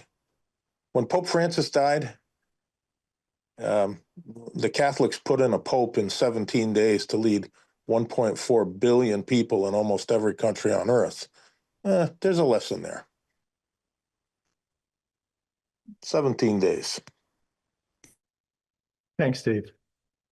Oh, Steve Whitaker, this is not about whether the two remaining candidates are capable people. It's about whether this process has produced candidates who are a fit for the specific crisis Montpelier is in under the city's own job description and priorities. The city defined a role that requires proven executive municipal experience. The city's own recruitment materials describe the city manager as the chief executive of a complex municipal organization responsible for multi-million-dollar budgets, labor negotiations, regulatory, requiring executive level municipal leadership. This was not framed as a learn on the job position. It was framed as stabilization and recovery hire Neither remaining candidate meets the city's own stated thresholds. Without naming names, the record now shows that one remaining finalist has never served as a city manager or chief executive. The other has significant gaps in directly relevant experience, particularly around crisis governance, legal exposure, and organizational restructure. During interviews 2 nights ago, when asked about specific Montpelier challenges, answers consistently relied on generic language about alignment and partnerships and transparency, abstract leadership philosophy, anecdotes from materially different jurisdictions. What was missing were concrete demonstrations of having taken over a troubled city, confronted entrenched organizational dysfunction, managing regulatory or litigation-driven crisis, making politically difficult staffing and structural decisions. That mismatch matters because Montpelier is not in a steady state moment. Montpelier is in an active governance and compliance crisis. Any serious candidate must be prepared on day one to deal with unresolved brownfield compliance failures, active procurement and conflict of interest exposure, White and Burke, federal and state funding risk, erosion of public trust, ongoing litigation and public records disputes. These are not hypothetical future challenges. They're present conditions documented in city and state records and repeatedly brought to the council's attention. A candidate who has not already lived through comparable situations will be learning at the city's expense. The interview format masked those. I'm just skipping over this. Reopening the search is not a failure. It is risk management. Reopening the search would acknowledge that the current pool does not match the city's stated needs. Off script, we were denied the opportunity that we were promised to interview 4 candidates. You basically picked the wrong 4 finalists, and we ended up only having 2. So there is a responsible interim option, retain a seasoned retired city manager on a fixed term basis while targeted transparent search is conducted, a best practice repeatedly recommended for cities in transition. The question the council must answer publicly: if neither remaining finalist has demonstrated prior success doing what Montpelier now urgently needs done, why would we knowingly proceed anyway? That is the question that will linger for staff or residents and for the next manager if the council moves forward without reopening search. Thanks, Steve. Folks, are there any other comments from the public? Okay, I would entertain a motion to go into executive session with our consultant, Ian Coyle, to discuss the appointment of a public official. So moved. Is there a second? Second. Any discussion? All those in favor signify by saying aye. Aye. Any opposed? Okay, the motion carries. We will go into executive session. The chair would entertain a motion to come out of executive session. Is there, all those in favor signify by saying aye. Aye. Any opposed? Okay, great. Thank you, folks. We have news, although probably not as much news as you're hoping for. We have agreed unanimously on a candidate for the next city manager. We are not in a position to announce the name because sometimes things happen and the person that we've decided to offer the job to may not work out. So I can tell you all that we have an agreement, or we have a candidate, but we're not able to announce it at this point. But I believe Councillor Brown has a motion. I move to direct our consultant to offer the position of city manager to our identified candidate and begin the contract negotiation process. Any discussion? All those in favor signify by saying aye. Aye. Any opposed? Okay, the motion carries. I will be getting in touch with the candidate tonight, and we will go from there. And at 9:23, it is time for our 8:30 break. Okay, I'll call the meeting back to order. With slight change in the agenda, we're going to take up item 9, the tax stabilization agreement for Main Street, first. Mike, is that you? Yes, Mike Miller, Planning Director. So this is the second of two public hearings, which is required as part of the policy. Oh, so I opened the public hearing. Okay. In advance of approving a tax stabilization contract. So you saw at the last meeting, we have an application for Main Street Apartments LLC. They've requested a tax stabilization for 29 Main Street, also known as 27 Main Street, and that is the old Walgreens building. You're trying to figure it out. After reviewing their development proposal, the Planning and Community Development Department staff have recommended to the acting city manager and City of Montpelier to enter a tax stabilization contract of 7 years based on the formulas that are in our policy. We did have one question at the last hearing from Councilor Brown about what happens if we don't have things that match up with what was in the application. So what we do tonight, what you would be doing tonight, is approving the tax stabilization agreement, but the contract will not be signed until Marty gets all the final results. So when they come back in with their final COs for the building, we would confirm that they have 15 units and $600,000 worth of improvements. If it's more or less than that, and actually all of it, because it's a percentage, it would all be calculated into the contract based on what the final results are. Mike, one of the questions that I think came up last time, but I'm interested in, is we know there's a promise for the 15 units, and the question is, can we condition the contract on a determination that how the units be apartments for permanent housing and not for short-term rentals? I believe it's that the answer to that is going to come down to, well, the first thing we can do is we did ask Lucky, and he's here. He is the owner of Main Street Apartments LLC, and he said he does not intend to rent these out as Airbnbs.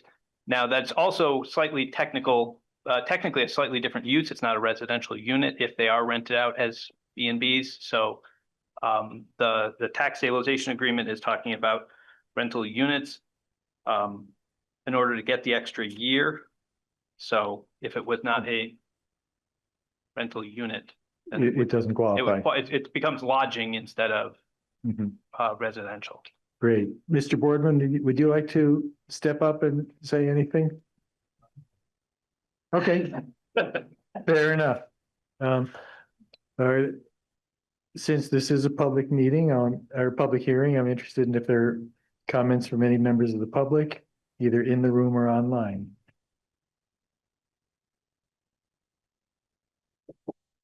All right, I don't think I see any, so I will close the public hearing. Council members, what's your pleasure?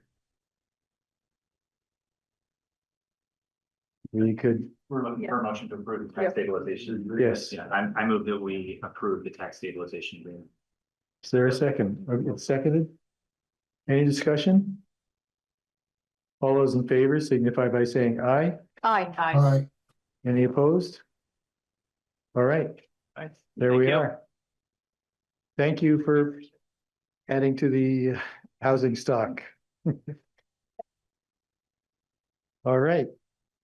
Next up, budget workshop. I can tell everybody that the chiefs and department heads of fire, police, and DPW are here. I'm not asking them to do a presentation, but they're prepared to answer questions as they come up. But Sarah, you're up. So I will be brief. Sarah LaCroix, the finance director. On the screen, you'll see the City of Montpelier website page. Here, if you click on the community engagement portal, it will take you to Zen City, where if you scroll down, you can find the FY27 budget. Here, if you click view project, everything related to the FY27 budget is here. What I wanted to take you here for, and what you'll see there in the morning, is the budget book you all received. But at the very bottom of this page is where the documents live. And so here where you can see the different workshops from before, the 26 final budget, along with the budget options worksheet that is here. That is a great tool that I would advise anybody who's looking to see what the impact on the tax rate for a specific item is to use. And so with that, I'll take you quickly into the budget book that was sent out. It is a lot of pages. It is 362 pages, full of great detail. You'll see there's a table of contents that links you to each section, takes you through the budget overview, the letter from the city manager. It also takes you through narratives from the different departments about what's in this year and our priorities and vision and alignment with the strategic plan. You'll also see at the back, I've added several documents, the strategic plan, the city's organization charts, the city manager budget presentation you saw, as well as the different budgets and the debt capital plan, wage summary, budget workshops we've done. So I think you have everything here in this document that you could possibly need to review to get through, what will be difficult budget conversations in January, I'm sure. But I think this, coupled with the workshops gives you a great starting point to work through. And so if there is more detail than in this table of contents, if you click the bookmarks on the side, I'll get there. Well, it worked nicely for me earlier, but on the side, yeah, you can't see my screen. Awesome. Try one more time. Bear with me.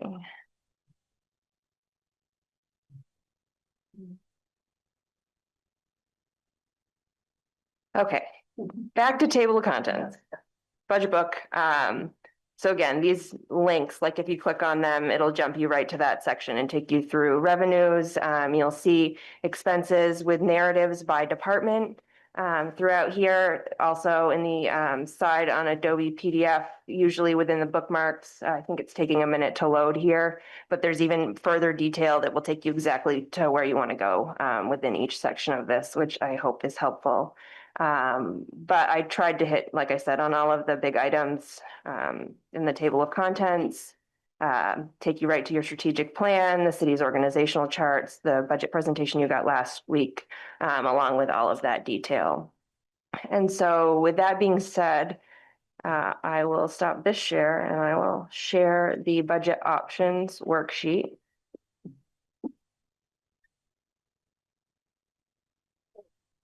Perfect. So this is very similar to what you've seen in the past. We condensed the top items because they weren't adding as much value as they used to when all of those items were funded. So just seemed time to make that easier. So you can see here, the only sections you should be able to edit on this sheet are the section in green, along with the section at the bottom here where you can change your annual property taxes. And so you can see with the budget as we sit today, I have not updated the school rate because at the time of this build that was not available. The benefit charges aren't changing.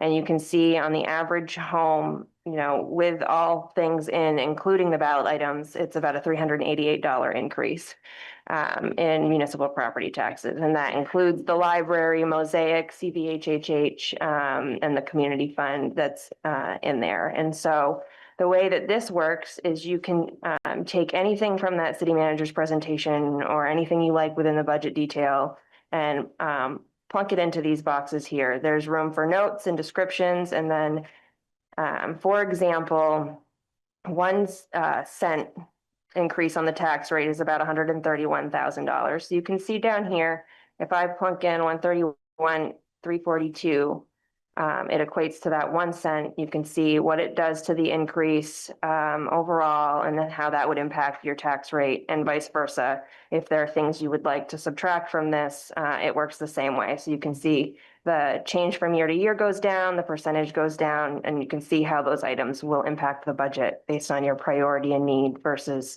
cost and percentage increase on the tax rate. And so I found that this tool is really helpful, even for me as we work through the budget build, to as I, above the line, below the line, to try to figure out where I felt things should land in importance and priority. And this year, I mean, and every year I've been here, it's been a super difficult task. So I'm not envious of the decisions that are ahead of all of you, but I am here to help you make them. And I hope that the detail you've gotten in this budget book and throughout the workshops and presentations, as well as these tools, help make that process easier this year than it has been in the past. And so with that, that's really happy to answer any questions you have. We've got the big departments here if you have them, but I think, there's a lot of information here to digest and read. I think then, we worked really hard on the narratives to try to help, explain what's in and why. And so, what I would encourage is if you have questions now, we'd be happy to answer them. But then, the first meeting in January, when we come back ready to plug and play in this spreadsheet, and we can work through and get to a budget we can come forward and do the first budget hearing with. So I think at least you'll be able to see what changes you want to make and how they impact. And then, last year it worked well when people made motions and we voted and put things in and out. And so once we get to, where we feel we're comfortable, happy to. Thanks, Sarah. Council, do you have any questions? I realize we just got this afternoon. There may not be any questions. Yes. Oh, yeah, that was my next question. Who would like a hard copy? I will print them and get budget books ready tomorrow. Yes. The pulp industry is struggling. Forest products. I would like one. I don't blame you. As much as I believe in everything tech, sometimes writing notes and flagging things is helpful for me too. So, yeah. You're more of a geezer than I am, so I'm surprised you're saying no, but Okay. Okay, yeah. I will run off 2 copies. I'll let you guys know when they're ready, and then I'll make sure that there's 1 copy in City Hall in the clerk's office in case there are people who want to come see one physically.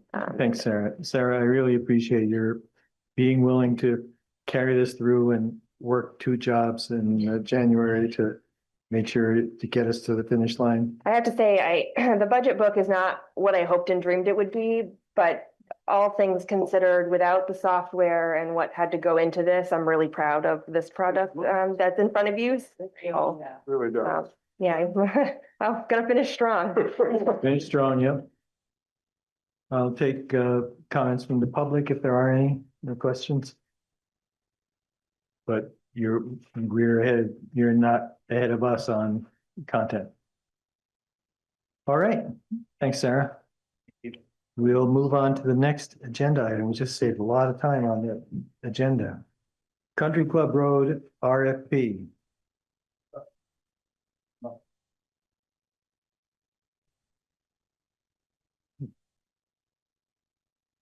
Well, I'll keep it shorter than I was going to. We've, the Country Club subcommittee has been meeting for 12 weeks, 20 meetings in 12 weeks. It is. I was amazed when I saw that. All the meetings were remote, a strict 1-hour time limit, 8 o'clock in the morning. I realized it wasn't convenient for everybody. And we only had 1 executive session, so it was really quite a public, it was open to the public the entire time. I just wanted to thank the members of the community and the council members who listened in on the meetings and provided input. We considered all of that input. I wanted to thank Evelyn especially, and any other staff who made the meetings possible, really. I mean, they were behind the scenes, but they provided the meeting warnings, the Zoom links, they hosted the meetings, they troubleshot technical issues. And we really wouldn't have been able to work as efficiently as we did without them. Thanks also to Adrian and Ben, who did all their homework and worked hard to reach consensus. And finally to Stephanie Clark. I think without her knowledge and experience, I don't think we'd be halfway to where we are tonight.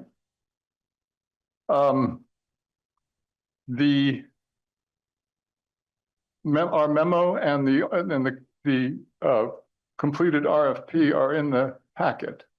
And so I will just, I'll just end, I guess, with a motion to, I will move that the council approve the RFP that the subcommittee has prepared, and our recommendation that the following 5 companies receive a request for proposal in alphabetical order: Chinberg Properties, DEW Construction, ExecuSuite, SM Graves Associates, and Penrose. Is there a second? Second. Folks, any discussion? Any thoughts? I would like to also thank Stephanie for her work and Sal for his leadership on the committee. They did a really great job stewarding it. And I also just want to thank everybody that did submit an RFQ. You know, they were, and even the folks that were like, we're not submitting an RFQ, but here's an RFQ. Like, it was valuable perspective that really informed our thinking. Absolutely. And this wasn't that. I believe that these 5, as I think the rest of the committee do too, are best aligned with the goals that we've outlined in this entire process. So I'm excited to see what they come up with. Yeah, I think it was a very clear match between the criteria that were established and what these companies are offering. Pellen. So I know all the information is in our agenda and memo, but just to make sure that everybody understand, like community members, Sal or any subcommittee member, can you just explain the next step? So we said, oh, we want RFP, but what are we looking for? What is the next steps? Very briefly, so we can be all on the same page. Thank you. Yeah, sure. So the RFP goes, I don't have the dates right in front of me. Maybe if Stephanie's with us, she does have the schedule, but the RFP will go out to those 5 companies. There'll be a period where they can submit questions. We will answer those questions. I believe the proposals are due back in about 5 or 6 weeks.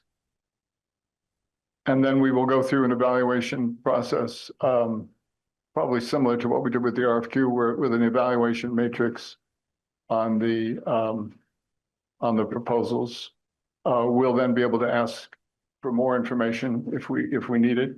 And when we finally make a selection, the next step would be I guess a letter of interest and then a negotiation on a development agreement. And that process could take some time. So we will pick only 1 out of 5. Is that right? Or whoever. So well, it depends on the proposals. There may be proposals where companies decide to work together. I mean, it's okay. Impossible to say now, but we will ultimately. We should be, we're aiming to choose a lead developer, and if they have partners, we will have a single point of contact. Yeah, thank you. Stephanie, I see you're here. Thank you for joining us. Do you have any information that you think you should have that we haven't heard already? No, Sal covered it really well. The information in the timeline of the RFP, I think, is helpful to educate the public that there's opportunity in there for a feedback loop once the proposals have been submitted. So those are worth checking out, but just so that it's on the record, read into the record, it's, you know, February 4th is when the proposals are due, and February 6th to 27th is the time when there'll be independent analysis done and opportunity for feedback to the city. And so then that allows time between when they're received and when we do interviews. Thanks. Mike, do you have anything to add at this point? No, I was just going to be here to answer questions if they came up. Okay, thanks. Jim. I would like to ask a question about Penrose. Are they just doing rental units and no home ownership? That was their proposal, yes. But it was aligned with several other several other developers who proposed a rental as well as for sale properties. And so it makes sense, I think, to be able to make that comparison. And Penrose may very well decide to partner with a for sale developer. So we believe it makes sense. They're a well-regarded company with experience in rental housing, and we think we look forward to their proposal. Okay, well, I was just wondering, I thought that we were looking for mixed use, and it doesn't sound like theirs is mixed use at all. Well, yes, it's rental only. It's multifamily as well as townhouses, I believe. And as I said, their proposal paralleled several other companies' proposals, and so it's worth looking at it comparison-wise. It may be a better program, in which case a partnership might be the best solution. I can speak to that briefly too, just to say that we did not have anything in the RFQ that required it be entirely a mix. We were open to whatever might make most sense and what might actually pencil. One of the most important things of this process was to figure out what would financially work here, because we don't know. We're in a bubble, not being the actual developers ourselves. So the RFQ did not require it, and it was a matter of how that fit with the different selection criteria. And we also don't know, what might pencil for one developer or might not for another. So that's why they were 5. Yeah. Mm-hmm. Folks, I'll see if there's any public comment. Peter Kelman, I see you've got your hand up. Yeah, Peter Kelman, Montpelier. I just have a question. Can somebody explain the connection or the relationship between this developer RFP and the infrastructure that I'm guessing we are looking for funding to provide? And what happens if we don't get all the various monies that we're trying to get for the infrastructure? Sounds like a Mike question. Mike Miller, Planning Director. So a lot of times when we talk about infrastructure, we're really talking about 2 sets of infrastructure. One is the infrastructure that's coming up to the site. So that is what we're looking at is from the roundabout up to Country Club Road and then up Country Club Road to the actual development site. That's one set of infrastructure. That is the ones that you've heard about, $8 to $10, $11 million to do that upgrade. And those are the funds, those are the things that we've been applying for as grants. And we received the 3 million already, and we're hoping that we would get the other 8 in CDBG DR coming up in February. That's when that application will be due. There'll be awards, I think, in March. So that's the second set. The other piece of infrastructure is the infrastructure that is on the site. That is the infrastructure that would be put in by the developers, but would be paid for through CHIP or TIF. So again, in either case, we haven't had the need to come to you to go and ask for any infrastructure or investment from taxpayers at this point. I mean, other than if we needed to do some consulting work with Stephanie, but the actual constructions on the site, that all at this point appears to be that's all going to be paid for either through the grants or through the CHIP. Now, what happens if something doesn't come through? I mean, there are a couple of ways this could go. We could get funded for less in our second grant. So maybe they give us 5 million or 4 million and we wanted 8. Well, then we can go through and do some engineering. You've had many meetings where we've brought, Kurt has come in to go and say, well, we got to cut $1 million. Here's where we would do it. We would, in this case, we would probably have the conversation of, Do we not elevate Route 2? Do we not lower the grade of Country Club Road? Because we really went in and said, this is, if we wanted to do it right and put everything in, this is what it would be. There are always pieces that we could go and leave out and say, we'll put that in later. And we would use additional, if we've got enough CHIP or TIF money, tax increment coming in, we could make those other improvements. But at this point, that's what would happen if we didn't get. Now, if we got nothing from CDBG-DR, we'll probably be having a bigger conversation of what that means. But we will have that, we will know that answer within the same relative window of this RFP process. So we'll be able to figure out what's going on at that point. Thanks. Mr. Mayor, do you want me to? Yes. I could chime in just one thing I wanted to mention, and I think it would be helpful for the public to know that in a public-private partnership like this, especially, these developers have all been notified that everything's contingent, right? They know that this isn't a done deal, and so they're entering into it in that with that knowledge. And with most public-private partnerships, there is an iterative process here where they're looking for their funding, we're looking for our funding, and you have to go in lockstep. And so that's why the LOI that gets signed will be very high level and non-binding. And then we've advanced to the development agreement stage where there will still be contingencies and off-ramps for everybody. So this is just one more step in that direction. Thanks, Stephanie. Any other comments from any other member of the public? Steve.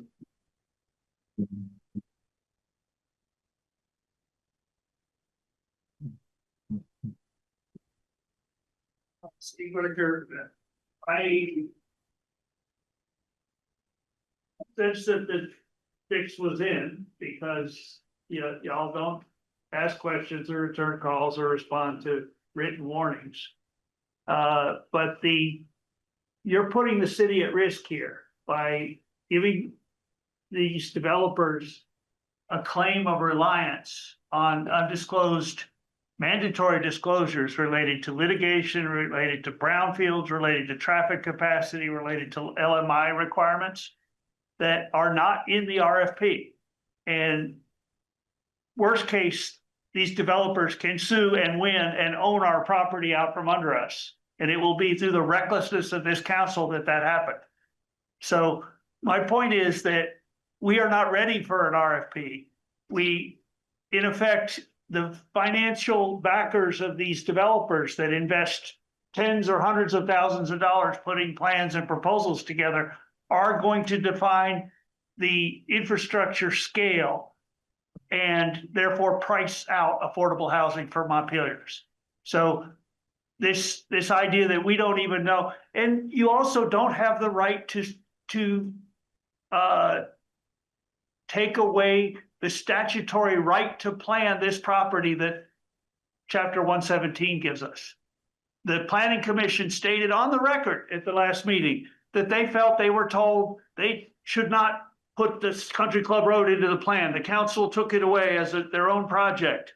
And I mean, I'm paraphrasing, but the fact that the Planning Commission felt they could not plan for Country Club Road tells you something's wrong, because that's who's supposed to be planning for Country Club Road.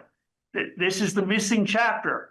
The master plan that White and Burke proposed in the product they sold us in 2023 that said phase 2 public engagement master plan design process. And then all of a sudden in substitution, nope, we're not doing the phase 2, and we're giving them a contingent fee interest of 3%, which is a perverse interest which violated the law. You could not approve that contract without disclosing that conflict of interest before you adopted the contract. So y'all violated the city's procurement law, making this contract with White and Burke and this whole RFP process void. You know, and you don't want to hear it, you don't want to learn it, you don't want to do your job. And it's frustrating because, you know, you're paying somebody to lie to you about LMI requirements and you're ignoring the legal liability that you're putting the city in. So I don't know what else to do other than put it on the record and let the courts decide, but you're really risking our property, not your property, our property. Thanks, Steve. Shannon, I think Yeah. Yeah, I would like to go on the record as well as saying, I do not believe that our staff are lying to us. And I do not believe that Mr. Whitaker's recitation of what is happening in Country Club Road is accurate. I think we're doing the best that we can as elected public servants to evaluate this process, rely on staff expertise. And I would also say that there are so many opportunities for robust oversight from the funders, from the state, from the federal government on this entire process that provides kind of those checks. And I appreciate Mr. Whitaker's knowledge and passion, but I also think there's a difference between like not listening and not agreeing. And I think, we're doing our jobs. And I just don't think it's appropriate, and it doesn't follow our rules of decorum to call our staff liars. Thank you. Thanks, Ben. Folks, any other discussion before we vote on the motion? All right. All those in favor signify by saying aye. Aye. Any opposed? Okay, thank you. We have taken another step in the direction of developing Country Club Road. Berlin Pond Dam.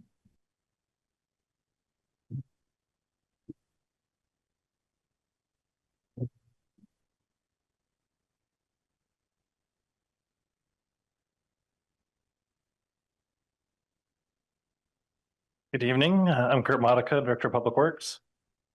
As part of the grant funding requirements for addressing the Berlin Pond Dam damage from the 23 flood, we need to have a community engagement hearing. So that's the purpose of this discussion topic tonight. So I'll start with a brief background of the project. So the Berlin Pond Dam is also known as a Dickey's Dam. It's located on Ched Road in Berlin, and it essentially controls the water elevation of the Berlin Pond, which is the drinking water source for the city of Montpelier. It was built in 1920 as the water source for the city, and the water basically flows from the Berlin Pond under the I-89 interstate. Through a concrete channel and then a tunnel under the interstate, and discharges into Pond Brook, and that flows through a portion of Berlin by Crosstown Road, and then down to Ched Road, and then through this dam. And as once the 23 flood hit, the condition of the dam went from poor to unsatisfactory, and that was determined through an inspection by the state of Vermont Dam Safety Program. And that necessitated action by the city to address that condition, which essentially presents a hazard for failure. So initially, we got a report from the state, and one of the recommendations was to put stop logs up at the interstate. So essentially, it's just wooden blocks that we set in to pre-made slots at the discharge from the pond. And that temporarily allowed stabilization of the water level at Berlin Pond, and it was only $300. Good deal. So ideally, that is, financially, that would be the end of it. But unfortunately, the city does not own that structure. It's owned by the state. The state does not want to create a dam at the interstate. So there's no way that we could permanently get authorization to keep those logs in place and maintain the water level through that fashion. So then we submitted a FEMA project, and they would not cover the cost of replacing the dam, but what they would do is cover the cost of temporarily stabilizing the dam. So that involved a stone buttress, so essentially just a whole bunch of rocks that were heavy enough to support the water pressure on the upstream side of the dam. And we were able to complete that in 2024, and then we could remove the stop logs that are no longer needed at the pond discharge. So that's what is currently in place. And this report was done through an advanced assistance grant. And as like I mentioned, in order to close that grant out, the work is done, we need to have this community engagement meeting. And so in the report, there were 4 alternatives presented. The first alternative in any report is to do nothing. We are under mandate state requirements to do something. So we would be in permit violation if we do nothing. That would be ideal because there's zero cost and we do have a stabilized dam, but again, it's just not a feasible or allowable option.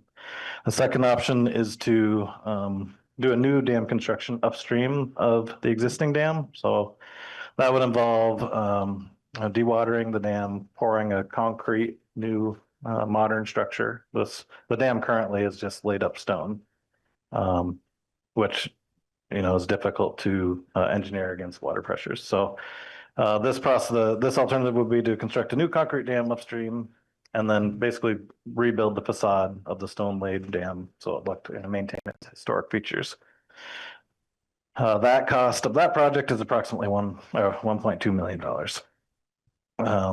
The third option is to completely remove the dam at an estimated cost of $400,000.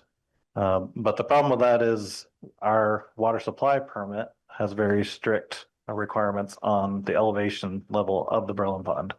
So if we were to remove this dam, the pond level would drop approximately 3 feet and we would be in mandatory conservation for our water system. So again, not a feasible choice. And then the fourth alternative at a cost of $225,000 is a partial removal of the dam. So it would take off the top couple feet of the dam, drop the water level, and then sort of rebuild the existing stone structure. Again, that would impact the water levels of the Berlin Pond, and we would have to amend our water permit, our water supply permit. So really, the only clear path forward is to reconstruct this dam. It is a heavy cost, and we will be pursuing grant funding for it. The only other option is to try to revise our operating permit for withdrawal from the pond, which coupled with potential environmental impacts from draining the channel, which has some wetlands between the dam and the pond, that and our water permit amendment would be really challenging. So I think it's unlikely that any change in water level is going to be feasible to accomplish. So that's really it. Just likely the option is to rebuild the dam, and the next step for us will be to pursue grant funding for that. Thanks, Kurt. I'll open the public hearing and invite comment from any members of the public who are interested, either online or in person. Jack, can I ask a question? Yeah. I don't know if maybe you don't know this, but they replaced a similar dam in Maple Corner recently, I think. And I'm wondering if you know how they paid for that. I don't know, but I could find out. Steve. Just to briefly, I want to just object to the charade of holding public hearings after 10 o'clock at night, because a public engagement hearing that's required by law cannot be legitimately done when it wasn't noticed as such by in any public media that I was aware of, or even the agenda, and it's after 10 o'clock, and it's a charade to call this a public engagement hearing. Thank you, Steve. Are we going to have to do this again, or is there only one required for this?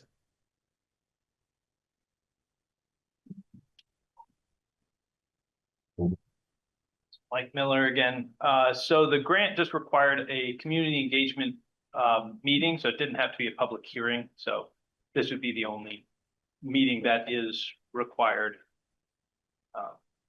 for the grant closeout. Thanks. And is there action required of the council tonight? No, it's just community engagement. It was just to make sure that the council was aware of what the results were from the scoping study. Okay, thanks. So we can move on.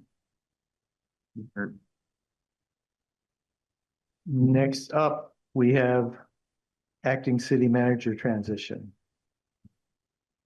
So also this afternoon, you'll receive a memo from me. There is a copy in the packet.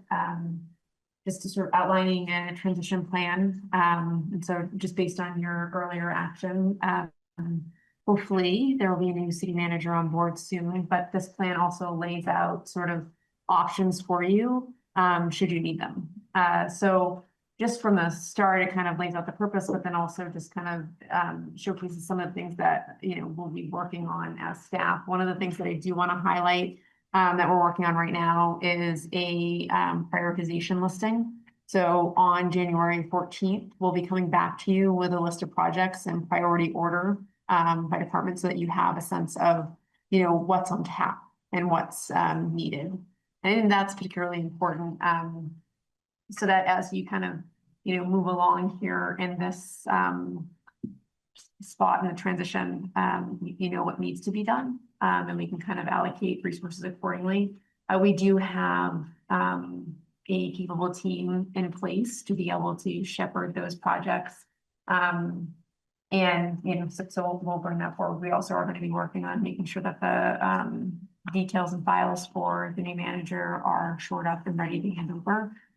A lot of the projects that we have currently, and that you'll see this in the prioritization plan, are assigned to departments. And so a lot of that information exists within the departments. There are some key things that are housed within the city manager's office, but there is definitely the knowledge base within the department. So the briefing really would happen there at that time, and those projects will likely be evolving even, a little bit as we move on here. So that piece is happening.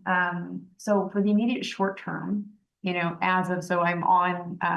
I'll be physically in the office until Friday, and then I'm on vacation next week. However, I'm still around. I'll be in town. I will still be accessible if there's something that's needed. So I still will be acting city manager in that capacity. But as of the 27th, you really need to have somebody in that place so that then, they can, take action for the charter. And so that's laid out for you also in this memo in terms of what the governance structure is. And so here I do recommend Chris Lumbra for the acting role and Evelyn Prim for the assistant acting role. And they would have kind of a dual purpose. And also making sure that it's contained within the city manager's office. So once the new manager starts, there will be sort of a clear kind of like upload with them.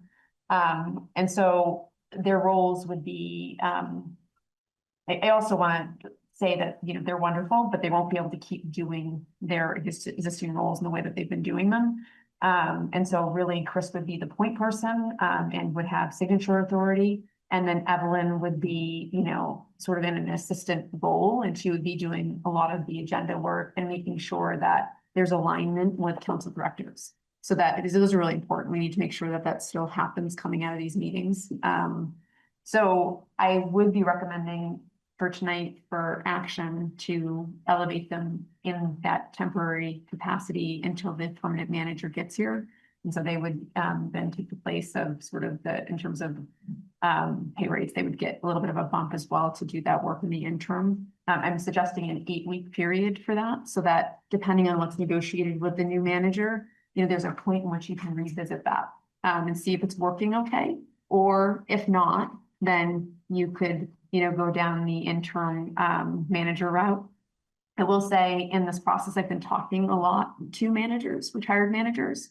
I'm not from Montpelier, about, what their availability may be. I talked to 4 retired managers that were recommended from the league. And one of them has some capacity to act maybe in a interim per diem sort of situation. So what I would be also suggesting is that staff work on getting a per diem contract in place with this manager. If they're able to do this with them, they can support staff with questions. So that then if anything comes up related to the job they're experienced in Vermont, they know what they're doing. I think this team will be able to, I think, rise to the occasion. They can always call me, but I also want to make sure that you're set up for success with, a structure that can work and, mold to what you need. I also will say that the leadership team will be available as well. So Kurt and Mike will be then acting as a core team with them. So if there are things that, need to happen, they will be a direct support, as will the rest of the leadership team. So we've structured and tiered things to support and wrap around in this period.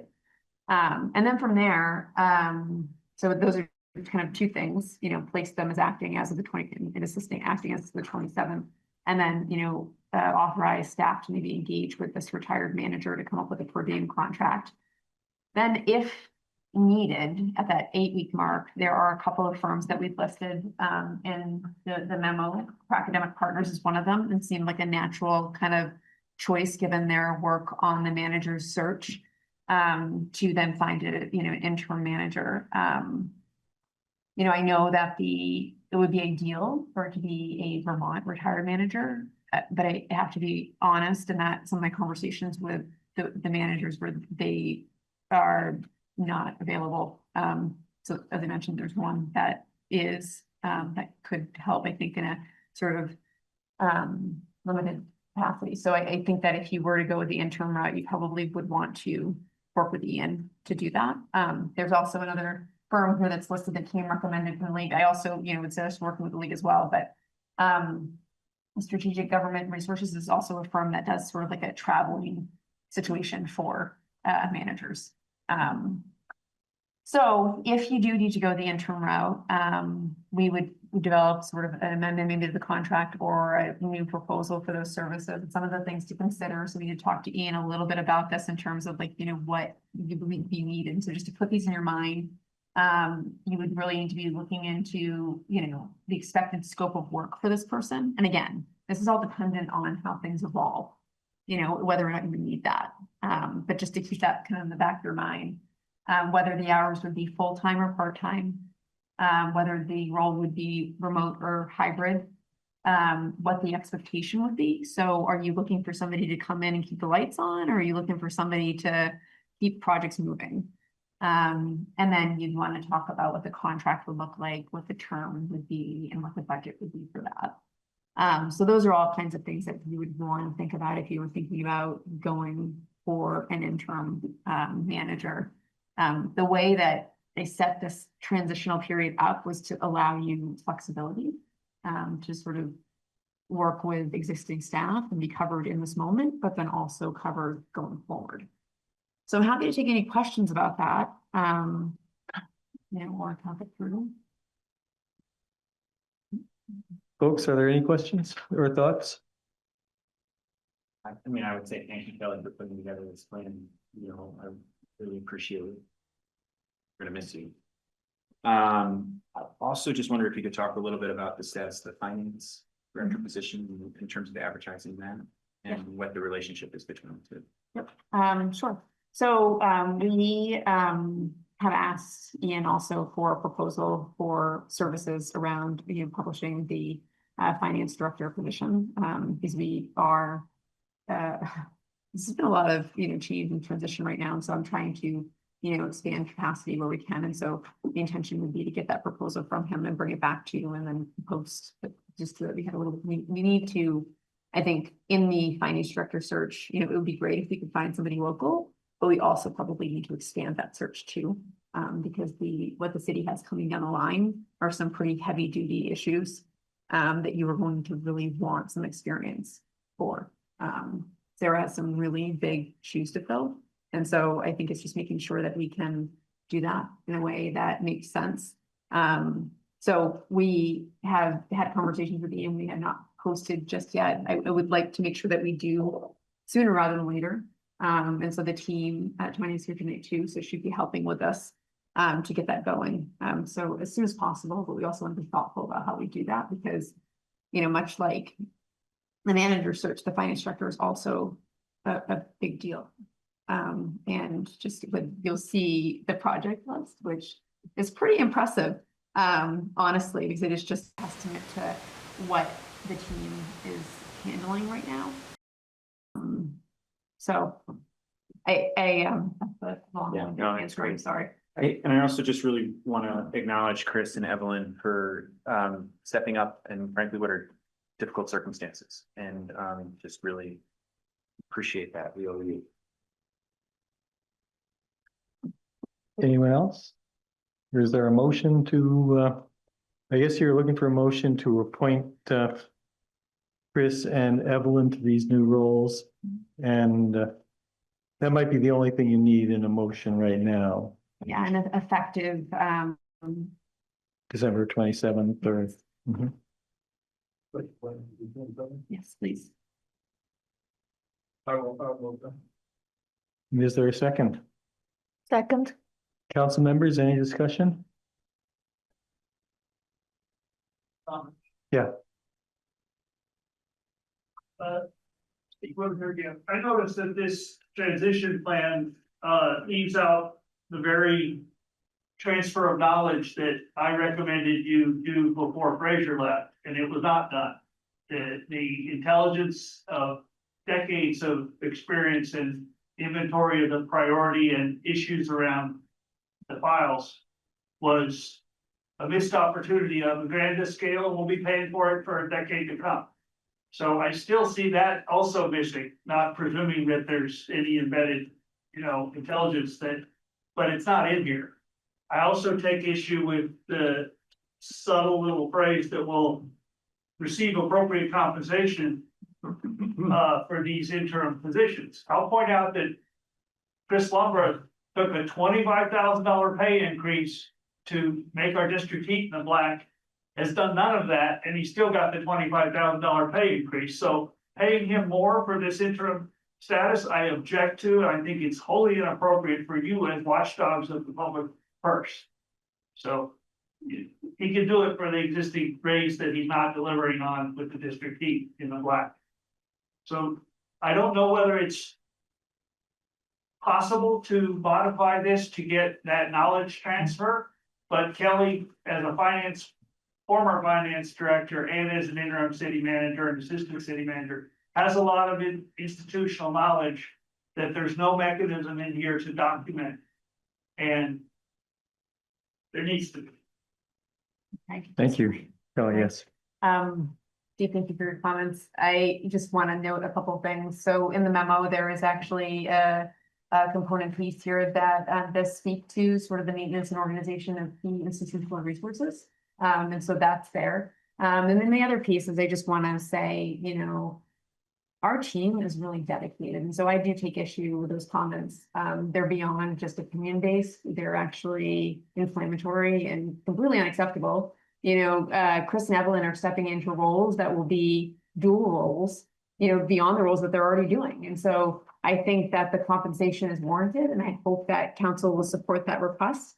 And so per the memo, it does say appropriate compensation, but we have elaborated on that in this meeting today. So I think that I'm hoping that council will support that. And I just also wanted to speak for the staff and just say, enough. We are working hard for the city, and we are professional staff. And I am honored to have worked with them, and I'm incredibly thankful for the support in this transition moment, because it's a big deal for the city. And I am proud to, say that Chris would be the next guy. It's not my decision, but if it were. So just to say that. Thank you. And I'll point out that there's not a dollar amount attached to this proposal. And I think what I expect we'll get a proposal for the dollar amount that the council would have to act on to do it. But you'll have already approved. For which proposal, the acting role or the? Yeah. So what it would be is it would be sort of the existing rates. So Chris would take my interim rate, and so that would be 140. You should pay it. No more. And then Order. Evelyn would get the assistant rate, which would be at 116, and so it would be that 8-week period that they're doing that work. And I think that it's really important that they are compensated for their work at a critical time. And Sal, you want to amend your motion to include that? Sure. Yeah, Okay. I agree. Okay. Any more discussion? Yes, Carrie and then Adrian. Yeah, just thank you, Kelly, for pulling together this plan. I think it's a good one. I completely agree that the staff are doing an amazing job. I kind of can't believe how fortunate we are that we have people who are willing to step up and do this in such a time of need and lack of capacity. And so thank you to Chris and to Evelyn for being willing to do this, as well as to Mike and to Kurt for being that support, and all the rest of the staff, because this is not just a few people who are going to be filling in these holes. This is really the entire staff. And of course, people should get paid appropriately for their work. So absolutely, they should get paid at the rate that those jobs pay. No question about it. And I also am very offended by this suggestion that these particular individuals might not be worth that amount of money. That's insulting and completely wrong. So I'm in favor of this. I really, I'm just so grateful to you for doing this, and thank you. And we are going to miss you so much. Adrian? Carrie pretty much. I was gonna say, but I will just reiterate it. So thank you for putting this together. And Chris, I'm really excited to see this opportunity for you. And Evelyn, I'm also very excited. I think they're gonna make a really good team.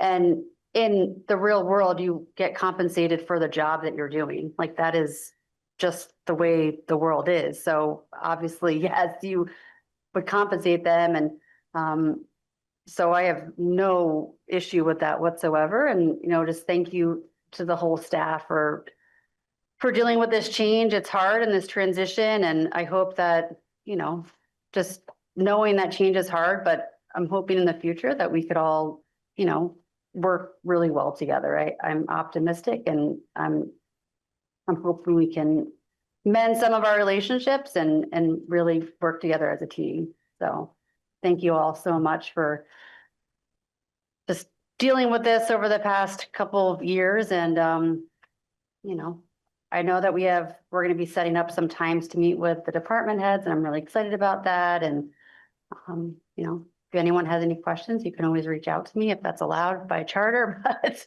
still learning all the rules. But thank you. And really appreciate everyone here in this room. And thank you, Kelly.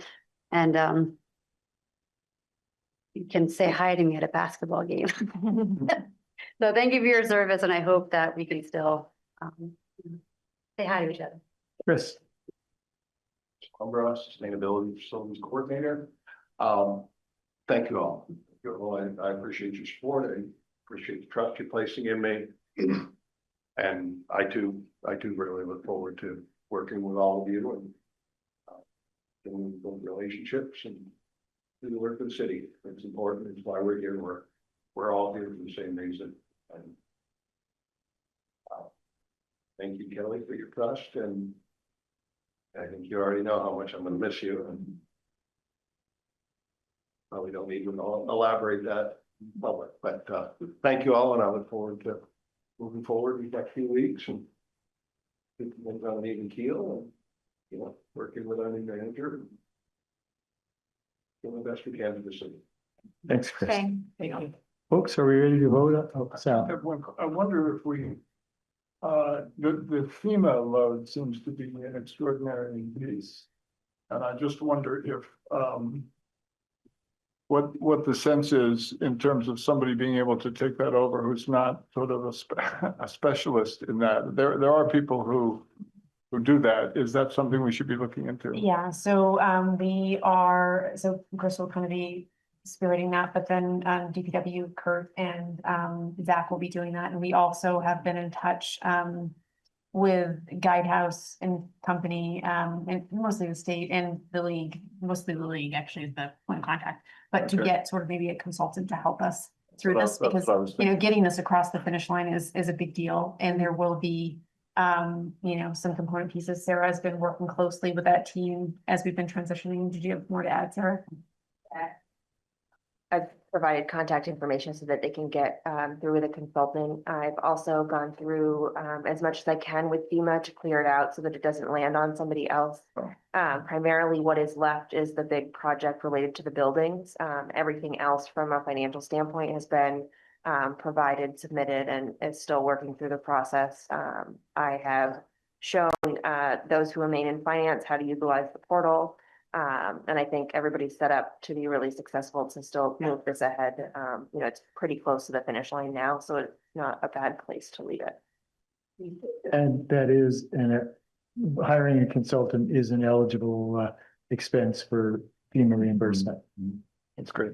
I really appreciate your professionalism, all of you, in handling this. Thank you. All right, are we ready to vote? If so, all those in favor, signify by saying aye. Aye. Opposed? All right, thank you. We have no other business. We can move on to council reports, starting at Adrian at your end. I don't think I have anything. Okay, Carrie? Nothing to me. Sal, Ben, Pellin. Okay, I will use all the time then. So I want to thank Kelly and Sarah for their service, and I really wish them best in their new positions. Good luck. So I'm sure you will be very successful. I also want to repeat to thank Chris and Evelyn. They are stepping up, and also all the staff. All the things you've been doing for a year, because this will be our last meeting before the new year. So I hope New Year 2026 brings great opportunities to all of us, our community, our city. And I've been working on economic development because my District 2 residents told me that this is the most important thing for them, one of the priorities. And I will continue working on that issue in 2026, but focusing on more pilot program. And I really like all the things you list in the legislative priorities. So I was thinking the same items. So it was very good for me to see those items listed there. And if anyone wants to support or help me, just let me know, because I am planning to start a working group, not under the city, not as a committee, nothing. So just like based on citizen knowledge, experience, and support. And again, I really want to thank all of you and city staff again, all the things you've done for our town. Thanks. Thanks, Pellin. Jim? I want to wish everybody safe and happy holidays. And I'd like to say the best of luck for everybody in their new ventures in the new year. And basically, I don't know about the rest of you, but I'm sure looking forward to this break. Thanks, Jim. I'm gonna pass the mayor's report for a moment. Clerk's report? I just want to express my sadness at the passing. No, sorry, it's right. It was gone. I just wanted to express my sadness at the passing of Morgan Brown, which I didn't know about until the beginning of this meeting. He was a good guy, and he's going to be missed by a lot of people, myself included. And just thanks to Kelly. I know I'm not done with you yet, got a couple more days, but still, since it's your last meeting, it's been a pleasure, and you're going to go off and do amazing things and have a great time, I'm sure. Thanks, John. City manager's report. So I'm gonna keep this really, really brief, just to say thank you for everything. And I am incredibly, and I mentioned this last meeting, but really truly thankful for the experience and to have had the opportunity to serve. And I know that the city is in good hands, and I will be around and around town. So I'm not really going too far. So that's good.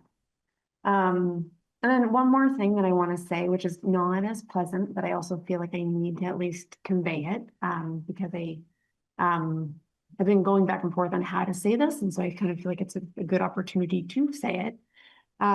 Is that one of the things coming up through, as finance director or as the assistant city manager, or even in this role, like I stand with the staff.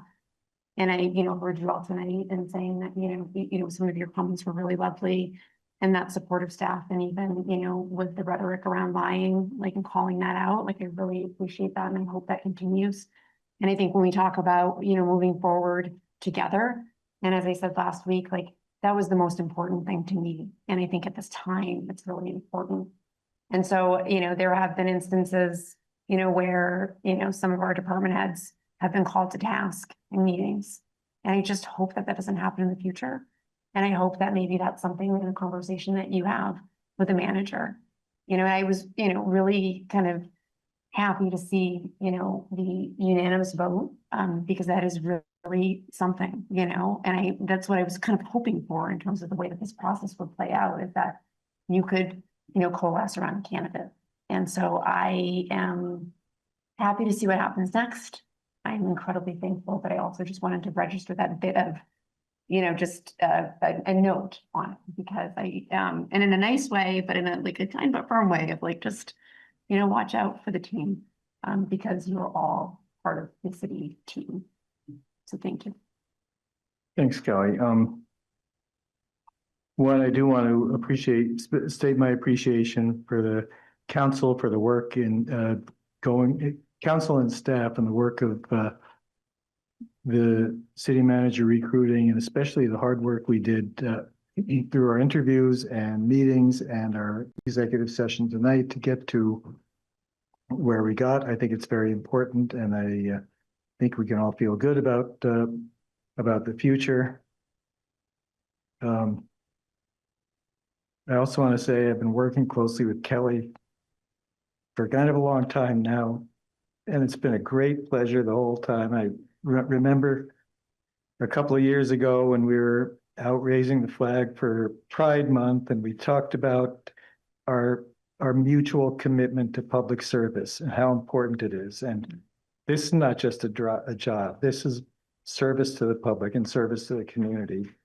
And what Kelly has done over the years through the flood, through everything else, including taking on the acting city manager job at the time where we also cut positions and had to work through getting the whole team moving forward together, doing all the work with fewer people.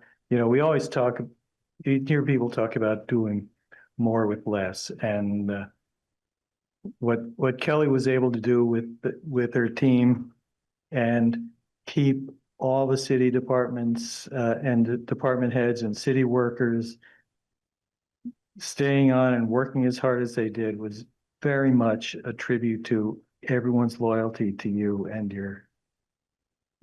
your visible commitment to the city. And so I'll greatly miss you. Yeah.